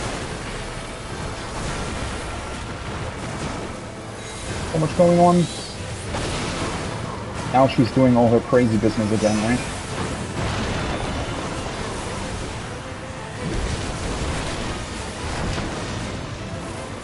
Why is there so much going on in this phase? This looks so crazy.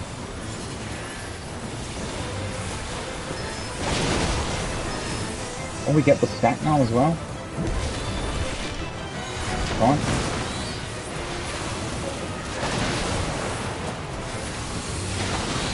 Oh, why do I have that? What the fuck? Go somewhere else. Why are you standing there, for fuck's sake? The insolence! You saw that I was there?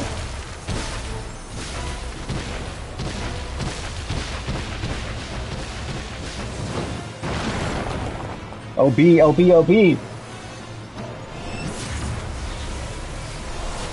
Do heal LB!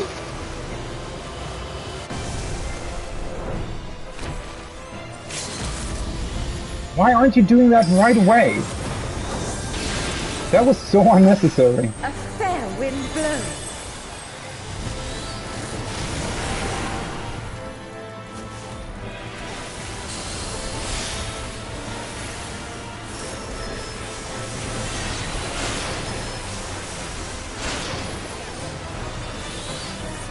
Have at you. That's just something fighting. Well, now we're at least through it. Though I do have to say, like, that phase is...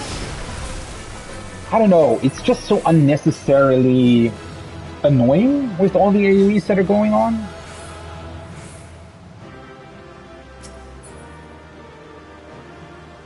Oh, for fuck's sake, really? I thought for a second it might be the summoner book. Oh, never mind. I got my weapon. Nice!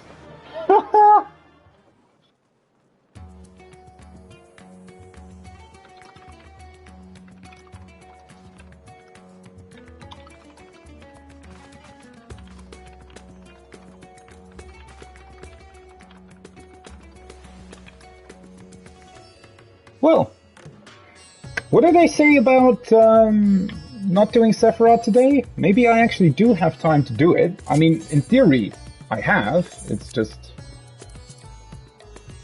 How insanely lucky am I? Oh wait, that's not where I wanted to put it. I want to use it. Don't tell me they actually have closed the party now.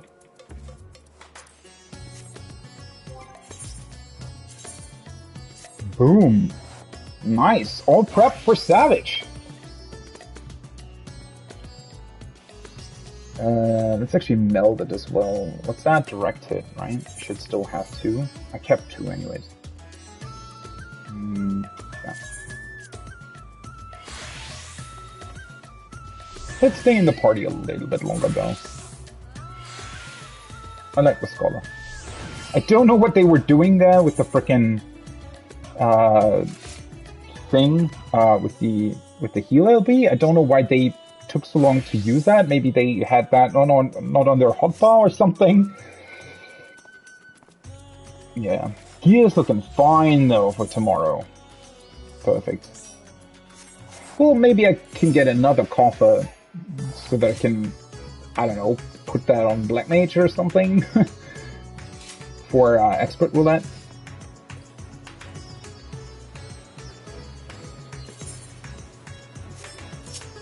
I feel like this fight's really gonna be insanely fun to farm though, after, you know, currently for farming it, in my opinion, just takes just a tiny bit too long, right?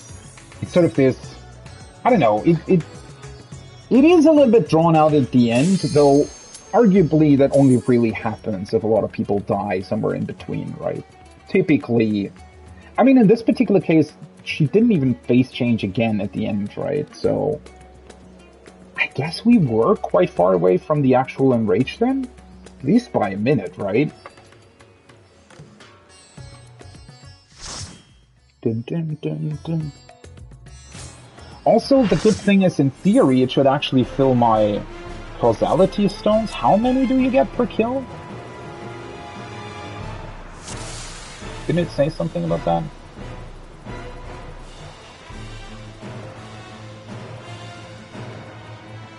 $13. What's that? That's a weird number.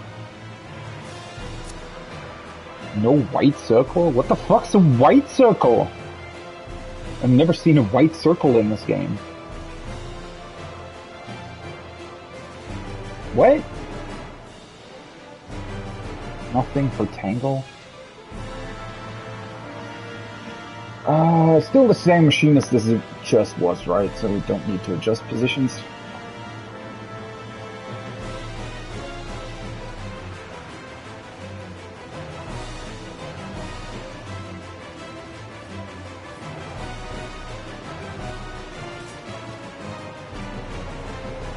Oh.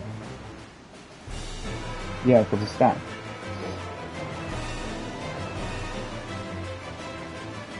Yeah, that's literally nothing though. I don't know what they're saying with the white circle, but anyways.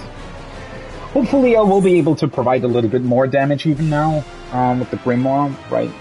Because I mean, 650, well then again the previous weapon was the Savage one, right? Which is 605, not 600.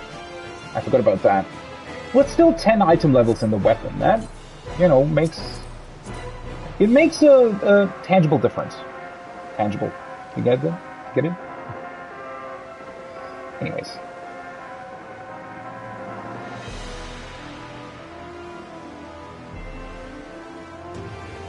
Yeah. So I'll stay in this party, let's say, for a couple more kills and or until the party disbands, and then maybe I'll actually have a look at Sephiroth, though I should probably take a look at the, because people are probably expecting you to know the fight, right? Or at least have seen a guide or something, because it's such an old fight, so I'd have to first look at that before just going into it.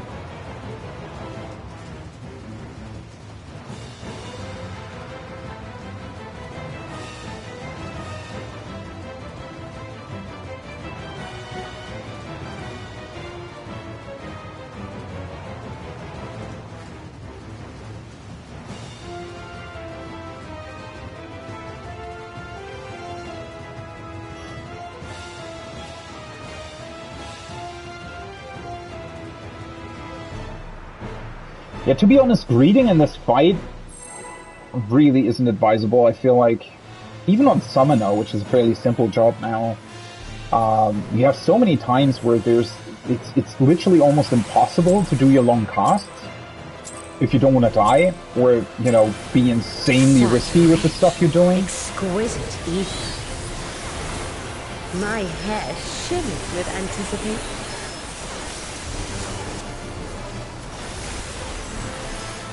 So I don't know.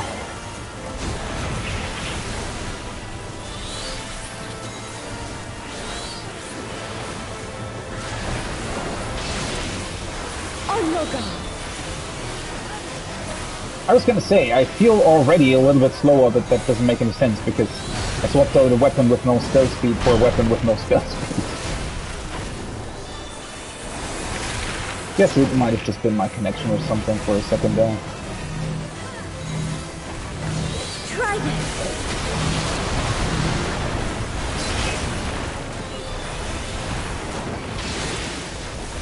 Have at you.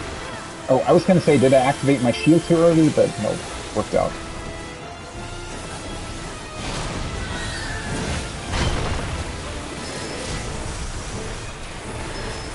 Oh, now she's gonna move with stacks, right? See our Scholar Buddy.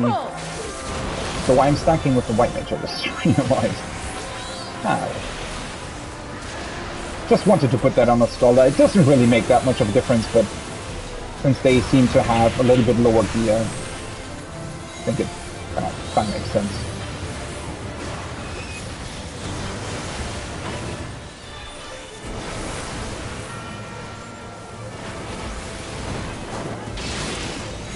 My locks are as the wind.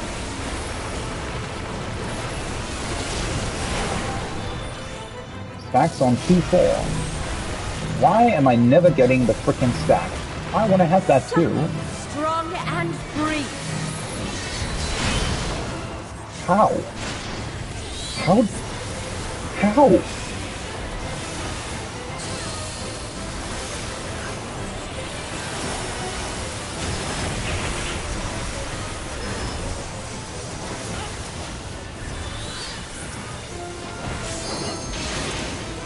You've Sorry, done buddy. well He to was us. already resurrecting, but I really wanted to get through my Battle has only damage phase just begun. before wasting a GCD. Not that it would have made much of a difference, but huh. Couldn't do my charge this time around though. I'll slaughter you all.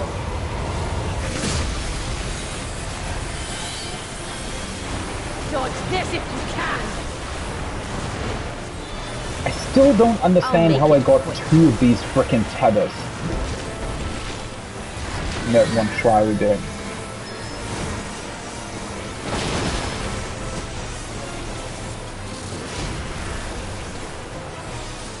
Oh, fuck. Oh well. Worked out anyway. That's the only thing with the higher spell speed that actually works out quite well.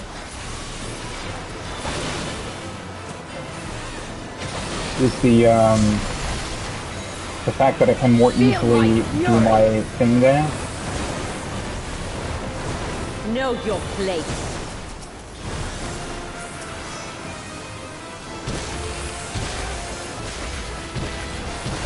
Grab a shield. Oh, the tank actually gave me the TBN. Nice.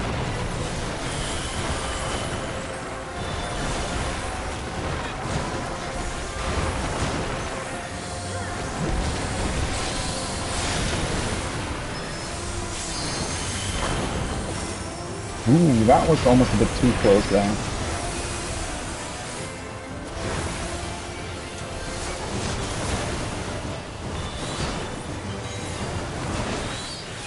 Oh no, I'm gonna be sucked in now. Nope, worked out this time. That's too freaking close though. Alright, let's summon Titan first this time. So he's blocking everything. For fuck's sake, these AoEs are just insanely annoying, aren't they? Don't underestimate me. That's the Scholar. Oh no, my Scholar buddy. But I really like what the Dark Knight's doing.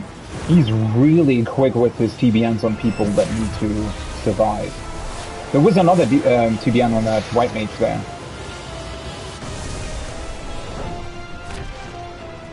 Oh well. I think this party is probably not gonna stay around for too long though. But then again, I mean, this is the first actual farm party that I've joined, so I don't really know how good or bad they usually are. I have a feeling that in general, these are quite capable players, but maybe that's the issue. People just get a bit too greedy on these things.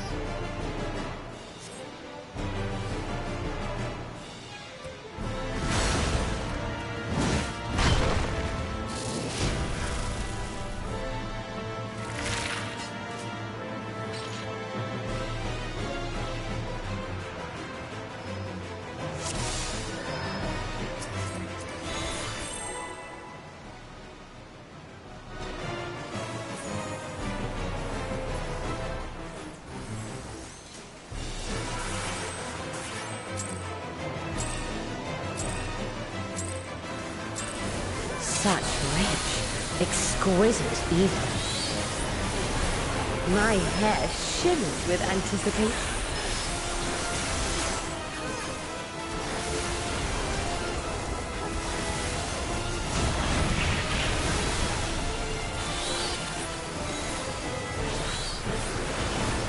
Oh, I think that Dragoon was even plotting. But I'm not gonna do that. Still need to craft pots as well, so... the Endeavor into Sephiroth might be a short one, I don't really know. We'll see.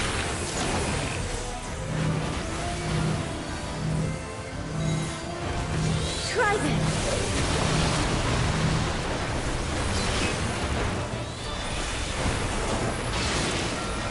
Have at you.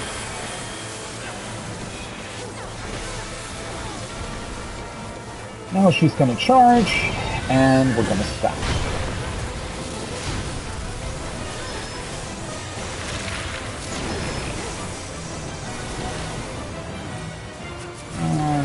Let's still put it on Scholar Buddy.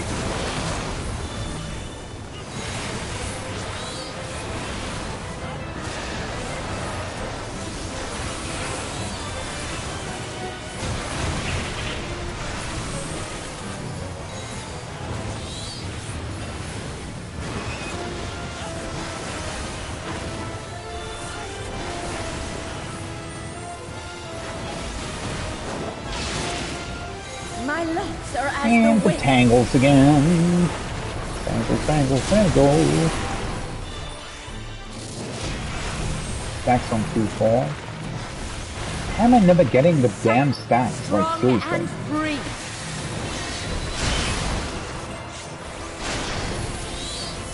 Hey, we all lived! A miracle! Somebody was literally standing... Who was that? Oh, of course it was a machinist. Well, they kind of just, you know, kept standing where they already were, so... It's fine. You've done But well. I did have to go over there a bit to actually be able to But the buff battle everybody. has only just begun. It's actually quite close with the buff now, I just noticed. If you delay it like 1 or 2 GCDs there, right? Because she's already face changing and it just now ran out, basically. But that's, you know, a general problem with the whole setup, I feel like. I'll slaughter you all. I really like the Dark Knight. Dodge this if you can. I'll make it quick.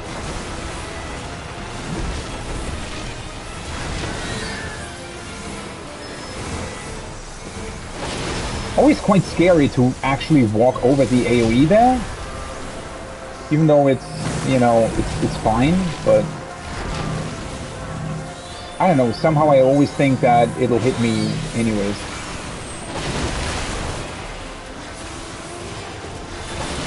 Oh, fuck.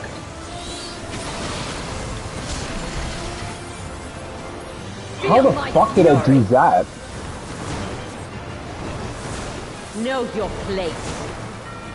Wait, what? Wasn't it already gone? I could have sworn that... Maybe I gotta... I mean, it was kind of risky, right? Because I knew that I wanted to hardcast my stuff. Fuck, I literally just said that I shouldn't do any dumb uptime things.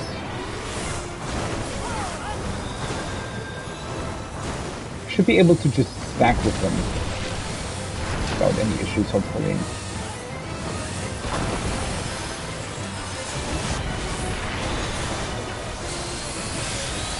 Probably should have waited on that.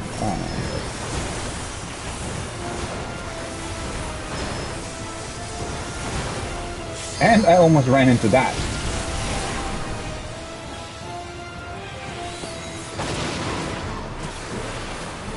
Let's do this first.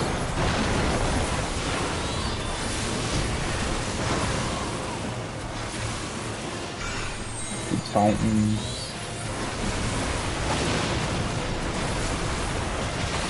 For fuck's sake, how does that happen? Like, seriously. How the fuck are you supposed to get through that?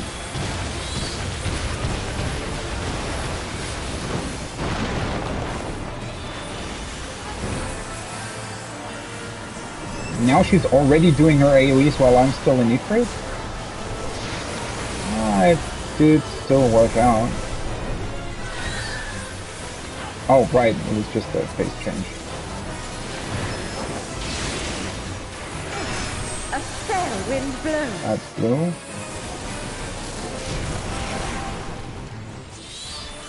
And now my rotation's all messed up.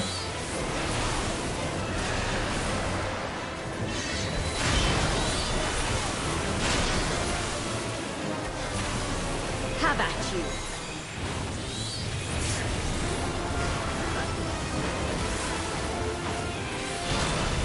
Ooh, that was too close. I honestly didn't see what was happening there. Okay, staying in. I'm on 2. Try this.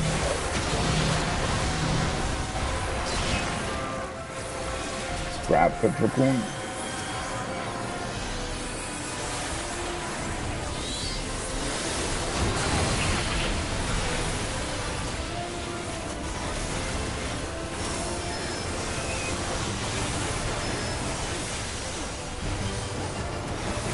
I feel like we might be cutting it, might be close to the enrage this time around. Do you not? That's purple. God, I hate that so much. It just stun every fucking time. Can we even do this?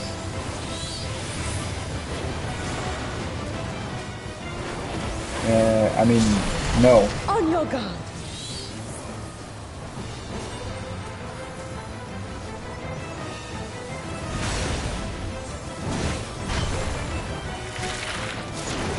I feel like a heal LB3 would have been good here.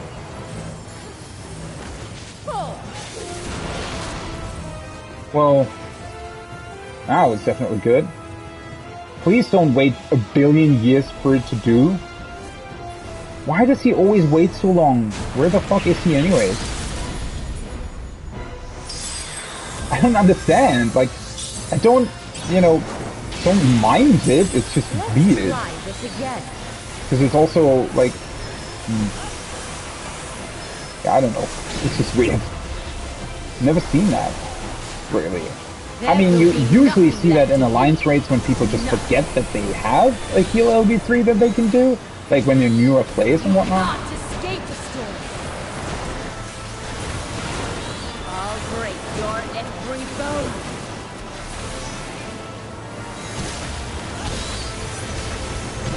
Oh boy, this is gonna be bad.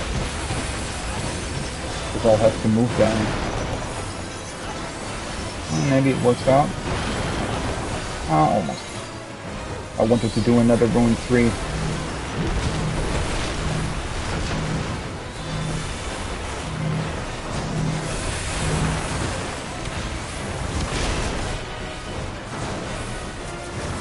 How do they keep dying? Oh shit.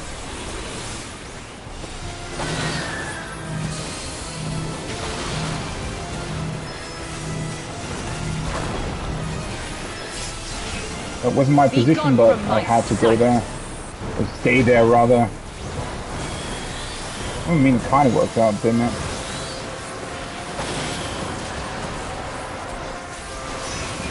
Okay. Now let me actually go back to my proper position here. Yeah, I don't know. I feel like these AoEs are just a tiny bit unnecessary. Like, just a tiny bit. I don't know. Just in how they sort of generally work.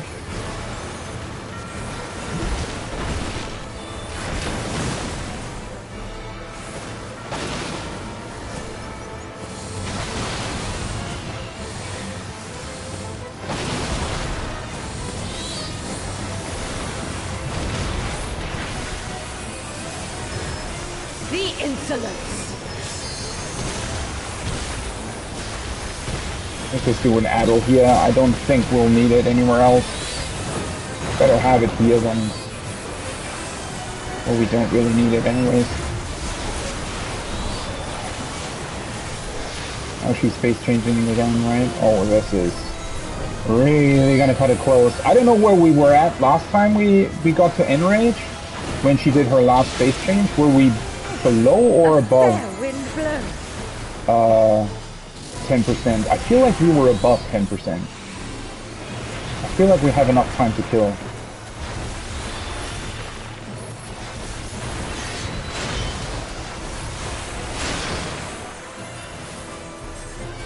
Have at you.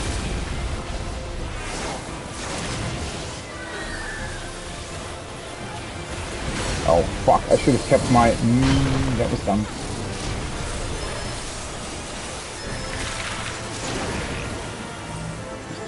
Charge. Just beat through my... yeah, we're actually doing it.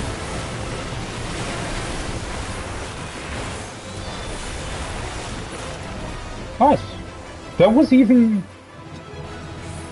like, earlier before Enrage than I thought it would be. Ooh, Black Mage weapon. 23. 30. Well, I'm not gonna get anything this time. I can't even imagine doing this fight on a Black Mage.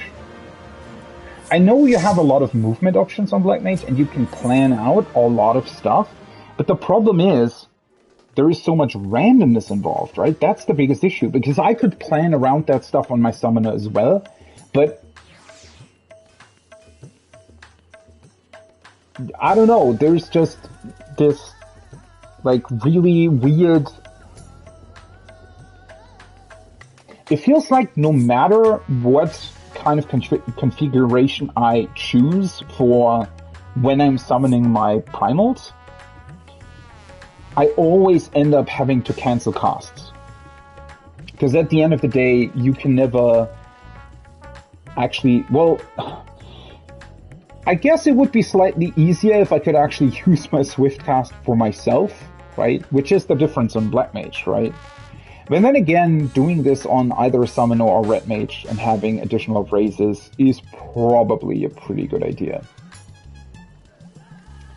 Because I feel like without the additional Summoner raise, this would be pretty annoying.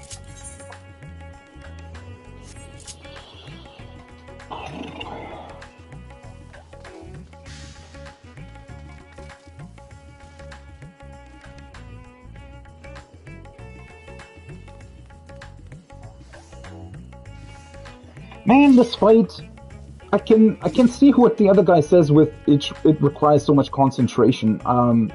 It's not a difficult or challenging fight, but it's just, I don't know, something about it, maybe it's sort of the busyness, like the visual busyness or something, but it's really tiring you out sort of looking at it, I feel like.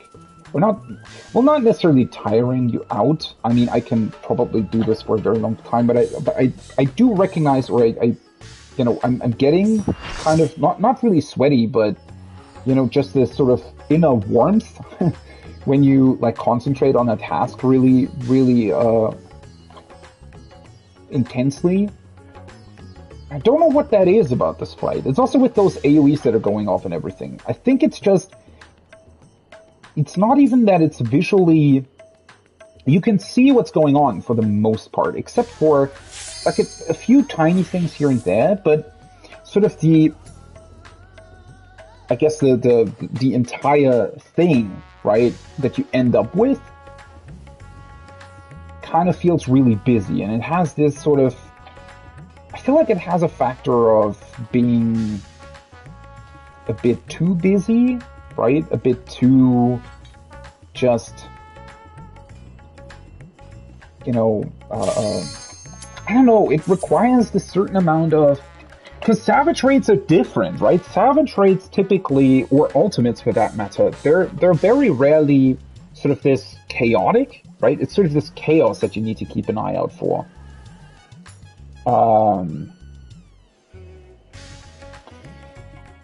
Because, well, I don't know, in Savage raids or in Ultimates, I feel like sort of your stamina and your sort of how constant your sort of actions are over a very long period of time is way more important, right? And that requires sort of concentration, it requires patience, and it requires a certain attentiveness over a long span of time.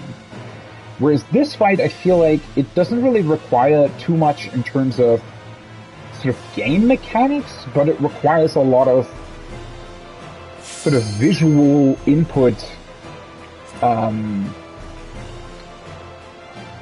It requires your brain to take in a lot of visual input somehow, right? Because you need to be so... Because usually in Savage fights or in Ultimates, you know exactly what'll happen, right? You don't really need to look out for that many things, but you need to know a lot of things, and you need to know how to react to them, right? It's more that I feel like in Savage raids and Ultimates, your brain sort of needs to... it needs to store a lot of sort of fight knowledge, and then be able to draw that out very quickly and precisely, right? Whereas in this particular fight, it doesn't really require that much knowledge at all, or that many things that you'd have to keep in mind. But it has this certain visual busyness to it that makes it somewhat more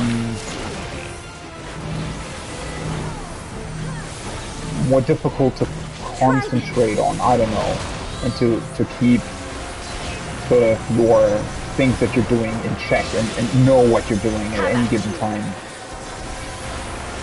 Or not even that, right? As I said, like it's you don't even need to know that much to get through the fight. That's not the problem. The problem is that you need to be aware of what's happening visually. Whereas I feel like, you know, in Savage fights for long periods of time, I'm actually not really even paying that much attention to the screen because I know what's happening anyways, right? And everybody sort of has their own task that they're fulfilling. Whereas here, for example, with the brambles and whatnot, right, you are always bound to different partners and you have to react differently depending on where certain AoEs appear on the ground and whatnot, where you are in relation to others at that particular point. So it's way less knowledge-based and way more sort of reaction-based. And I don't necessarily mean that that's difficult or anything, but it certainly is tiring, I would say. More tiring than other things in general in this game. What the fuck?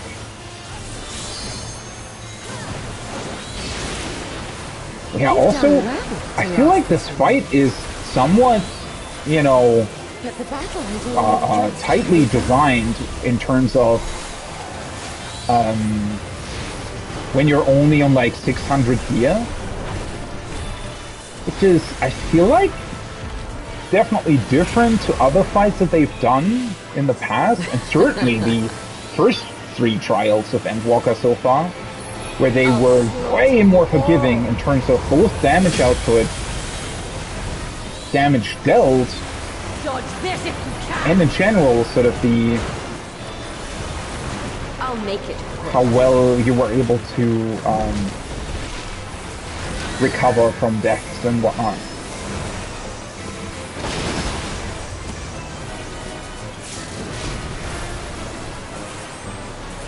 I always forget to run into the middle right away. Not that it really matters, but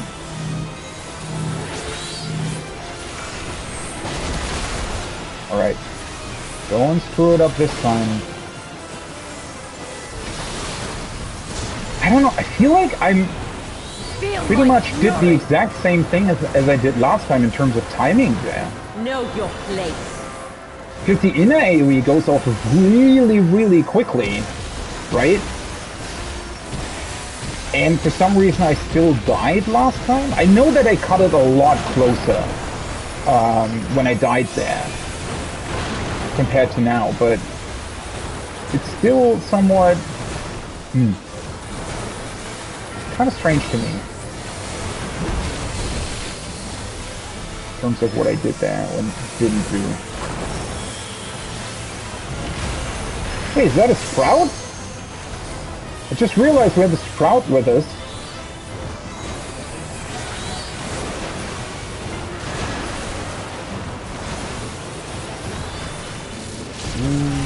Of course that didn't work. Fucking hell.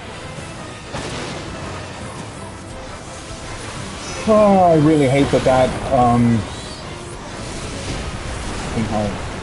See, this is why I didn't want to summon Titan here, because he always... Don't underestimate me. For some reason, Titan blocks the AoEs and whatnot way more than your other summons. I guess because he's standing on the ground more, probably. But still, something about that's weird. Maybe it's because he also has the sort of same color compared to the AoEs, right? A fair wind blows. That's perfect. I really like the color-coordinated PlayStation knockouts, by the way. That is such a simple and neat idea, right?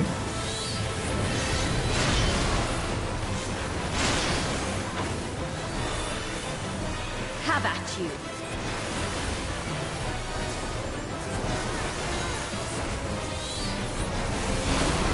I really wish parties would have stuck with the blue always goes to the left thing. Though I do recognize that once you know the fight, you know, doing it the way of stacks on 2-4 also isn't really that complicated.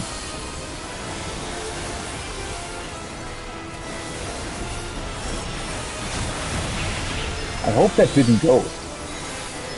That was, for some reason, really delayed with everything. Or rather, yeah, it's because of my fucking spell speed. You feel it too, do you not? Wait, I'm purple.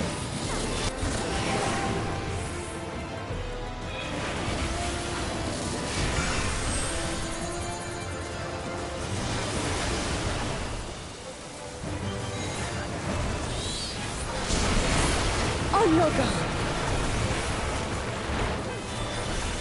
We're really good this time around, though. Really proud of the party. I will stay in, right?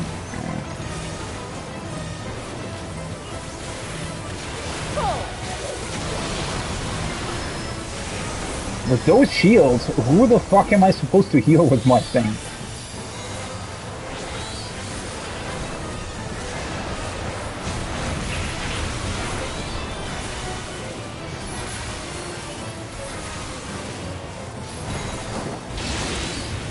Is she doing her face change again? Yeah.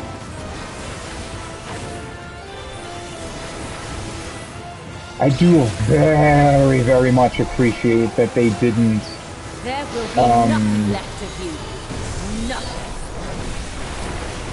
have a cutscene or anything in the extreme version this time around, though. Holy fuck, that's insane how much my Bahamut is delayed compared to my buff. Let's just add this again.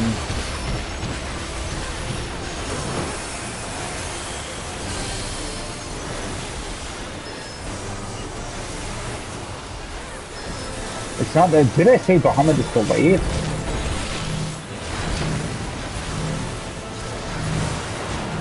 Oh god.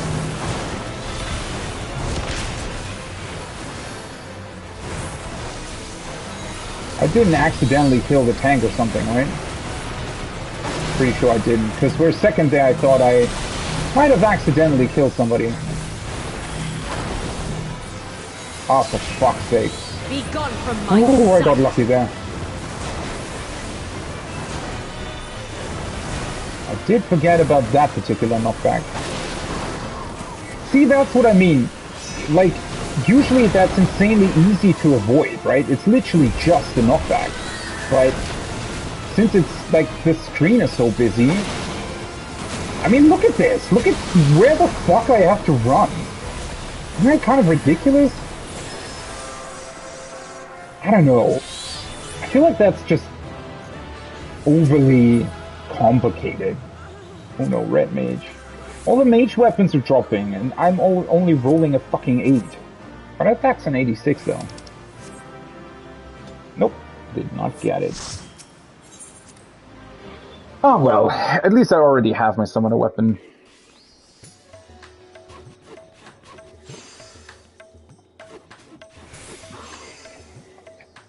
How many totems do I have? That was only 3 kills? See, that's also what I mean. Like, that felt like, I don't know, 6 or 7 kills? It was only 3. I mean, technically, you know, it's kind of fine in terms of time that I spent on this, but it is a really busy fight. I mean, that, especially that particular section with all the AoEs coming up, right? I have no idea how you would... I mean, I guess you can just keep both of your triple casts with that on Black Mage. The thing is just, why is the reason why it's so annoying to me is because you literally have to run circles around the AoEs, right? Because they just sort of randomly appear, and they can sometimes just cut you off in terms of how you want it to run, right? I don't know. It's just, I feel like that phase is a little bit, I don't know, it's not that it's unnecessary. I like that the fight itself is busy, and I like that you have a lot to do, but at the same time, it's not sort of the right kind of busy, I feel like. I think I said that on Thursday, right? I really wish that those AoEs would be targeted, right? So you'd have to remember, okay, she's going to do the in-out mechanic, so I'm standing where the AoE is going to appear instead of somewhere else or something like that, right?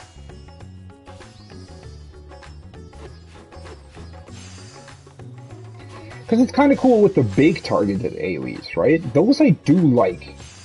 Even though their timing with is it the second merry-go-round? It's a little bit awkward. I wish there would be like maybe half a second longer between the last merry-go-round AoE and the big AoEs, because they sometimes end up being, just a tiny bit all over the place because of how quickly you have to get to the middle. That entire section feels like sprint isn't necessary, but it's very, very much advised, right? And I usually don't like that. If mechanics are significantly easier using sprint compared to when you're not, I feel like they kind of failed on their design a little bit.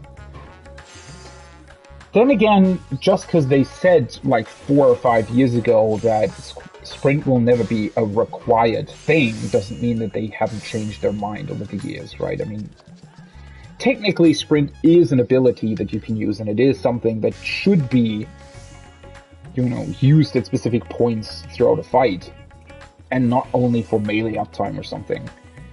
But then again, those mechanics never really seem to be designed for sprint, right? If there would be a mechanic like the shorecast or the knockback mechanics, right, that you have to shorecast, those are very clearly designed in a way where they want you to use shorecast, right?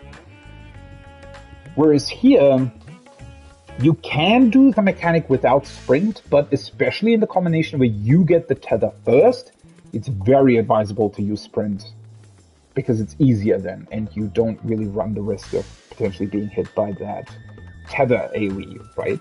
But it's really this, I don't know, it's this really weird and tiny, what are people doing? It's this weird and tiny sort of niche, right? Where I feel like if sprint would be required to get out of the middle AoE, that would be one thing, right? In that particular case, sprint would sort of be equivalent to what shorecast usually is, right? But since it's not required, but still sort of, right, just to lower the risk of being hit, I don't know, something about that I feel like doesn't work as well as it should. Also, should this be my last thing for tonight?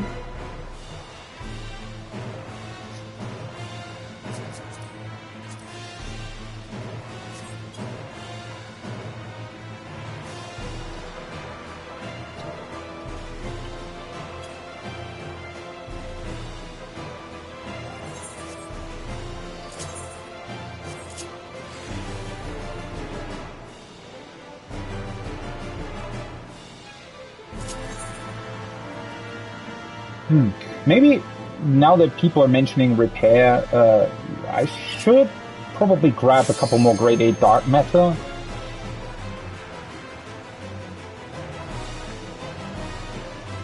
Took them long enough to implement that feature, yeah. Because it was already, the weirdest thing about that in particular, right, that you can repair stuff for others, I think, I mean, correct me on that if I'm wrong, but I think that was already a thing in the past, right? And they got rid of it at some point? Well, then again, I think repair was also more complicated at some point. Maybe. Yeah.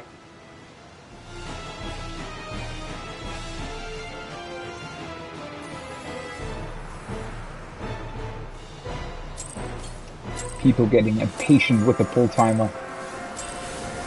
Such rich, exquisite ether. My head shimmers with anticipation. I still find it weird the way she pronounces anticipation there.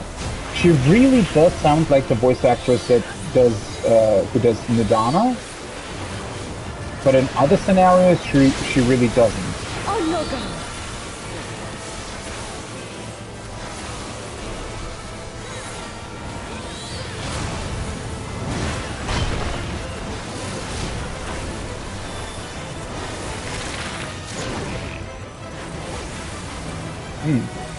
My phone just reminded me that I'm supposed to do some sport, but I already did that this morning.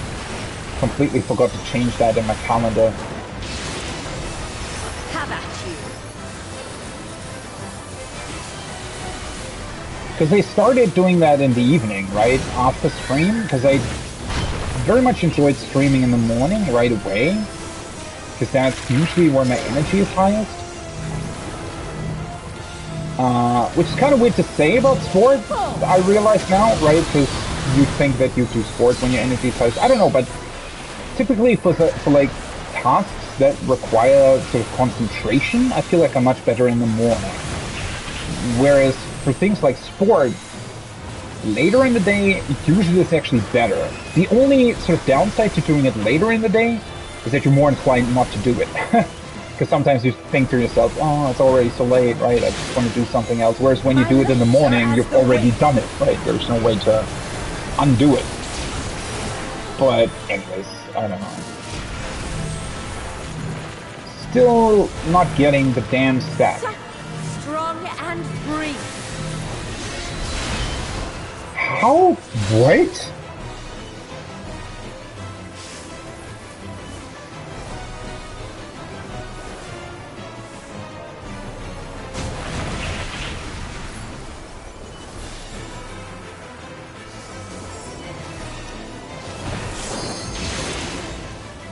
You've done well to last this long. But the battle has only just begun. Alright, for a second there I could have sworn that maybe I would perish because I ran too far away, right? But for some reason, I don't know, that was strange. I'll slaughter you all.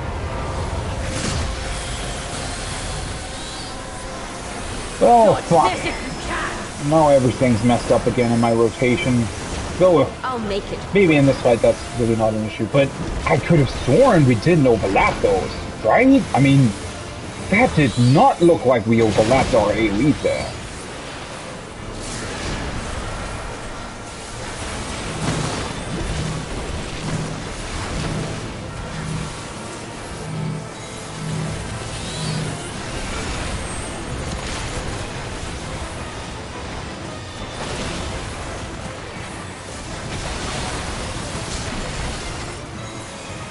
Feel my fury.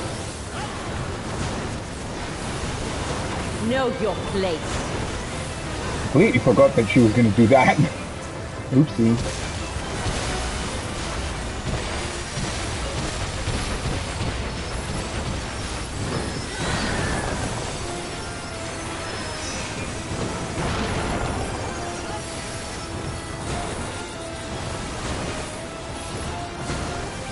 Oh, this.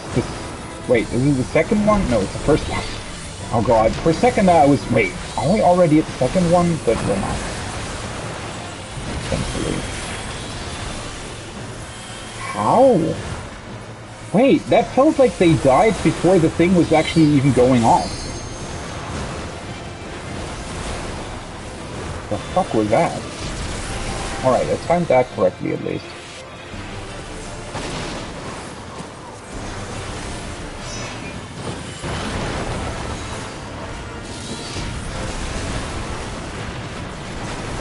Titan's ass really isn't too good in this particular situation.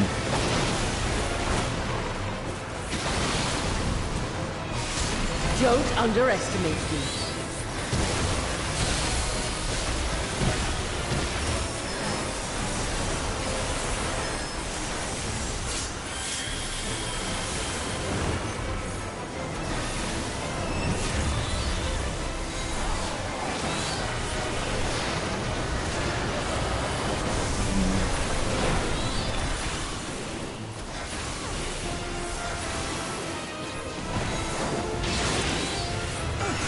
A fair wind blows. That's blue.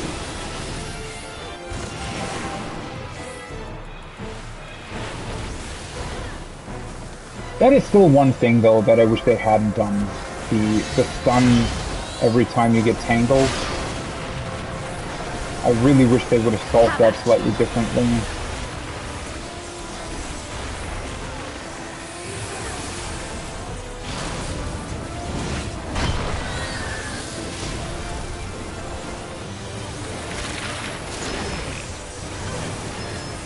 Charging. Oh, Scholar Buddy isn't there anymore. Anyways. Who's the one that's backing with me?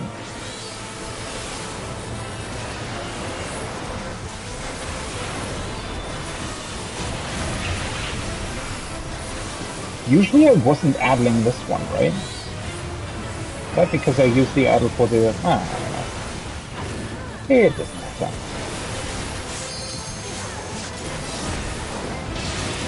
See if we can use LV3 for damage for a change.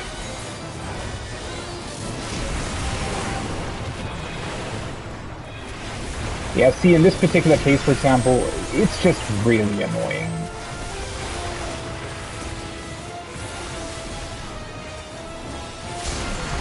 On your guard.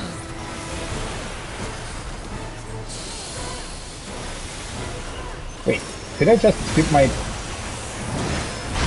Just skip my GCD for some reason? It did, didn't it?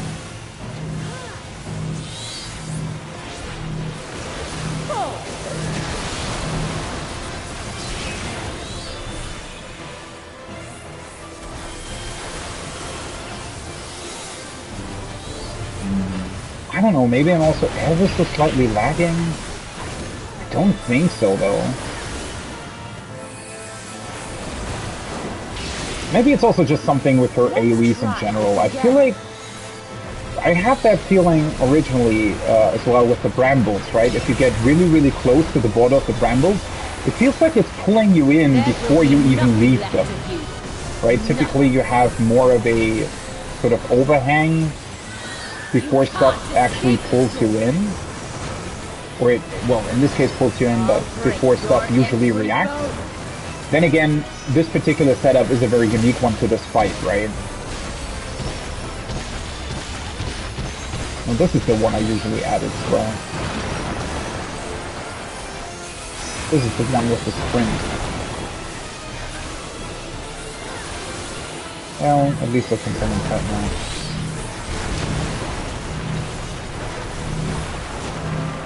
Oh my god. Is that me?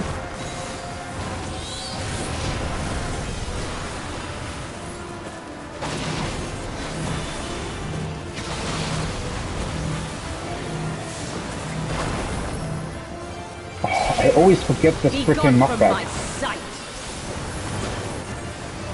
And how do I already have Bahamut again even though my buff is still 6 seconds out?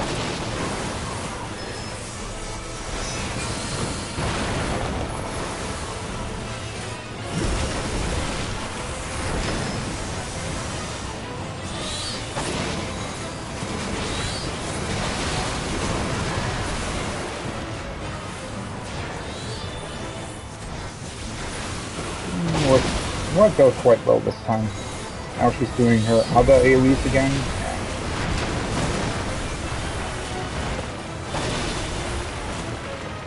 It's also that, well, obviously it's everything's supposed to be like really, really difficult to dodge and whatnot, but I do feel like a couple of her AoEs, they're just ever so slightly different in terms of how they go off. compared to how these types of AoEs usually work. A 12. Seriously? Man, I really got lucky with my weapon, didn't I?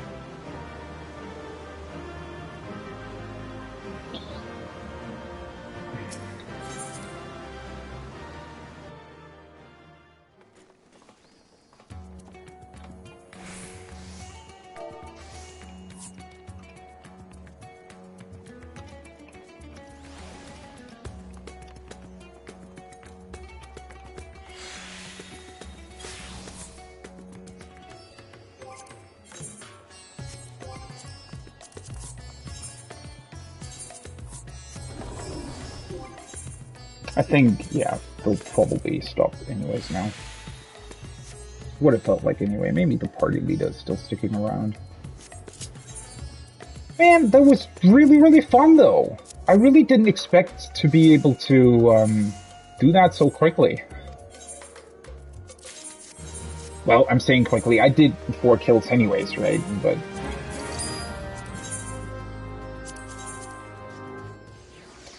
why are people constantly undercutting? 218, 880.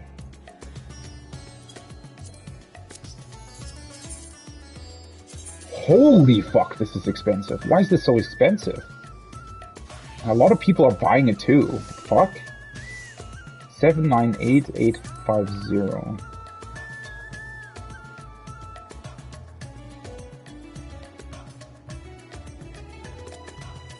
Something like this, right? Don't want to undercut completely, to be honest. But you do need to get kind of lucky in order to actually sell it, right?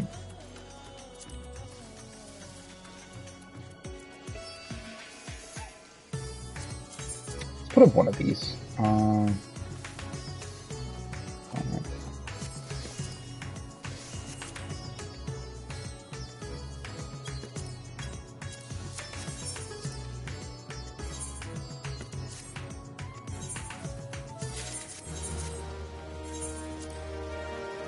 Just need to get lucky to where 2 people are buying it sort of back to back.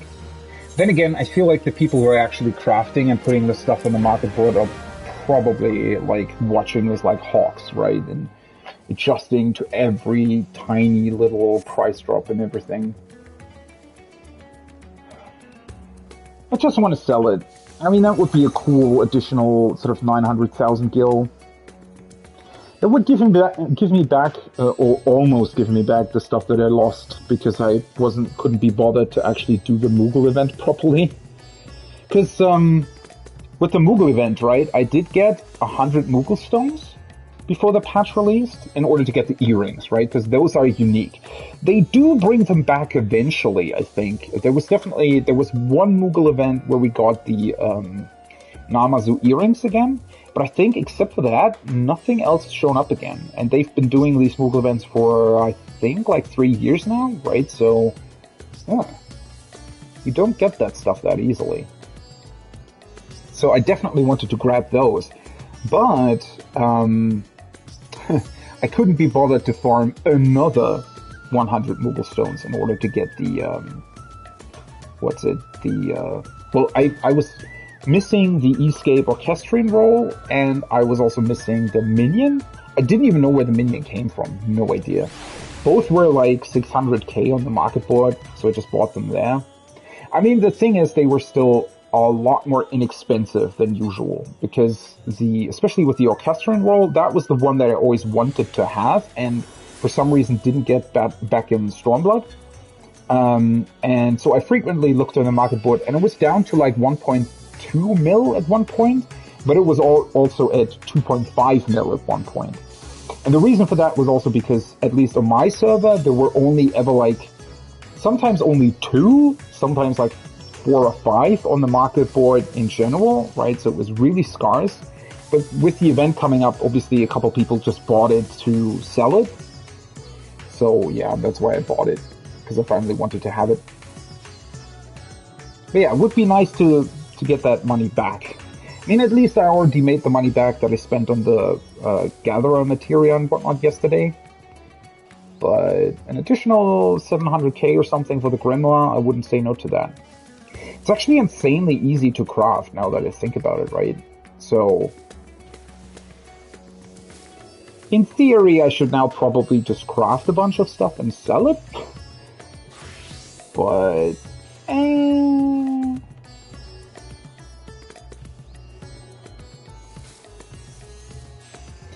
Alright, that being said, I think I'm gonna take a small break here, cool off a little bit, and I do still need to craft potions, but I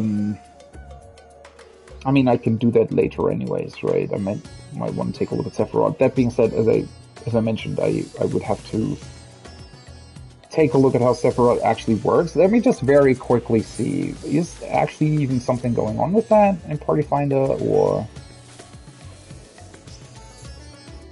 Kill party, no salt. Know the fight. Kill for friend, I am friend, sick of memes. Alright, so there isn't really that much going on.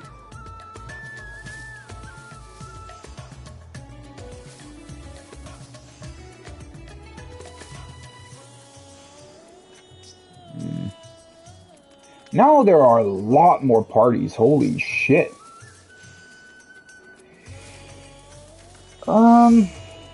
Well, yeah, I'm definitely going to take a very small break here. I'll be right back. Enjoy, I don't know, lots of time. And the craziness that's going on here. Well, it doesn't even look that crazy if you turn the UI off, does it? Anyways, I'll be right back. Alright, so here's the thing, right? I just had a thought on the toilet. Hashtag toilet thoughts. Anyways, so yeah, I think I might call it here. I know it's been a really, really short stream, but remember, from tomorrow onwards, it's all about Savage, and I do want to stream that, so it's going to be a couple more long ones, and I just want to be as prepped as possible, which means that I'm now gonna start crafting a bunch of potions. I think that's sort of gonna be the main thing. And yeah, I really don't need to stream that. I'm just gonna chill a little bit. I don't know whether or not I'm still gonna attempt Unreal. Maybe if I, you know, I'll have a look later on after I crafted the potions at a guide or something, because I never did the original fight back in Heavensward, right? The extreme one, that is. And it just seems like there aren't that many parties around, so maybe I'll be a little bit more lucky later, but yeah.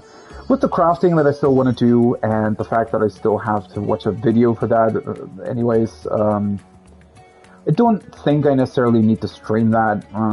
Probably wouldn't really be all that exciting to watch, so yeah.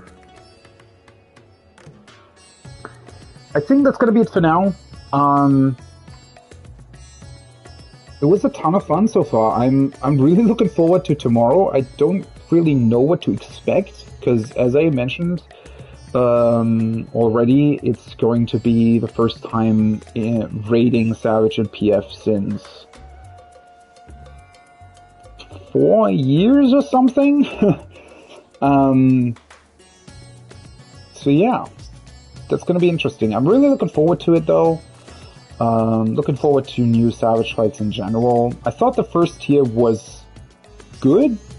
I feel like it didn't really have any problems, which was the good thing. I feel like the first raid tier was really, really solid, but it also wasn't all too special. It was sort of missing the special kick, right? The special something. And so, I don't know. I am definitely looking forward to it tomorrow, and feel like I'm adequately prepped. Crafted my food. Now gonna craft the potions. I got all my gear together. So, yeah. It's gonna be an exciting week, hopefully. And I'm just really excited to see how far I can go, right? Because, well, I haven't really hardcore raided since T, and even back then it wasn't even from the start, and it wasn't really hardcore, right? It was 6 to 8 hours with breaks, 8 to 10 hours per day, which is sort of hardcore, but not really. Like, it's sort of semi-hardcore / hardcore, but it was also not at launch, right? It was sort of later, which made it even weirder, and it was over Christmas, and I don't know, something about that still. It was a ton of fun. It was just, I never really know how to really address it, right? Was it really hardcore raiding? I don't know. And aside from that, even though I did kill the first tier fairly quickly, I was in a mid-core static, right? I mean, we were raiding 12 hours per week, not 16. See, what am I saying? We were raiding 4 days per week, but only 3 hours per day. So it was only 12 hours per week, which really isn't that long, all things considered. But then PF is definitely going to take longer than if I were to do it with a static, right? So I don't know. I'm really just... That's sort of my biggest interest, actually, beyond the actual fights. It's just, how well am I going to go? Am I going to be able to advance through the tier? How fun is it going to be? How long is it going to take for the individual fights? Right? These kinds of things. It's really going to be interesting. And essentially a completely new experience for me, because when I raided Savage last time in PF, I was, well, not exactly new anymore, but I was still somewhat inexperienced when it comes to raiding, right? So I only ever did the first 2 fights properly in Party Finder. So we'll see. We'll see how it goes. Anyway, that's going to be it for the stream. It was a ton of fun. I got pretty lucky with my weapon drop there on the first kill of today. So that was good. And I'm now going to go and craft until my hands bleed. Well, not really, but I am going to attempt to craft at least, I don't know, 150 potions or something. At least. I think that's how many sands I have. Well, maybe I have even more. Anyways, that's it. More Final Fantasy tomorrow. I'll be online later tomorrow as well. With Final Fantasy, since it makes more sense. Well, tomorrow is going to be different anyways, because Savage starts at, I think, 12 my time? 12 p.m.? So when the patch went live last week, right? Which is 10 a.m. GMT, UTC. Why am I always saying GMT? I mean, UTC and GMT are the same thing, but UTC is the actual name, whereas GMT is sort of the old name. Anyways, it's 10 UTC, 10 a.m. And so that's why I'm streaming a little bit later, and then I'm going to keep that schedule up for the week, because yeah, it doesn't really make that much. Well, it depends. I guess I'm gonna take a look how many parties are there in Party Finder, like in the morning. There's going to be a couple, but yeah, I'll see about that. That's gonna be it though. I hope you have a great rest of your evening, morning, day, wherever you are, and hopefully I'll see you tomorrow for Savage Extravaganza and whatever crazy stuff they came up with this Savage tier. Hopefully it's going to be a ton of fun. Until then, have a good one. Bye-bye!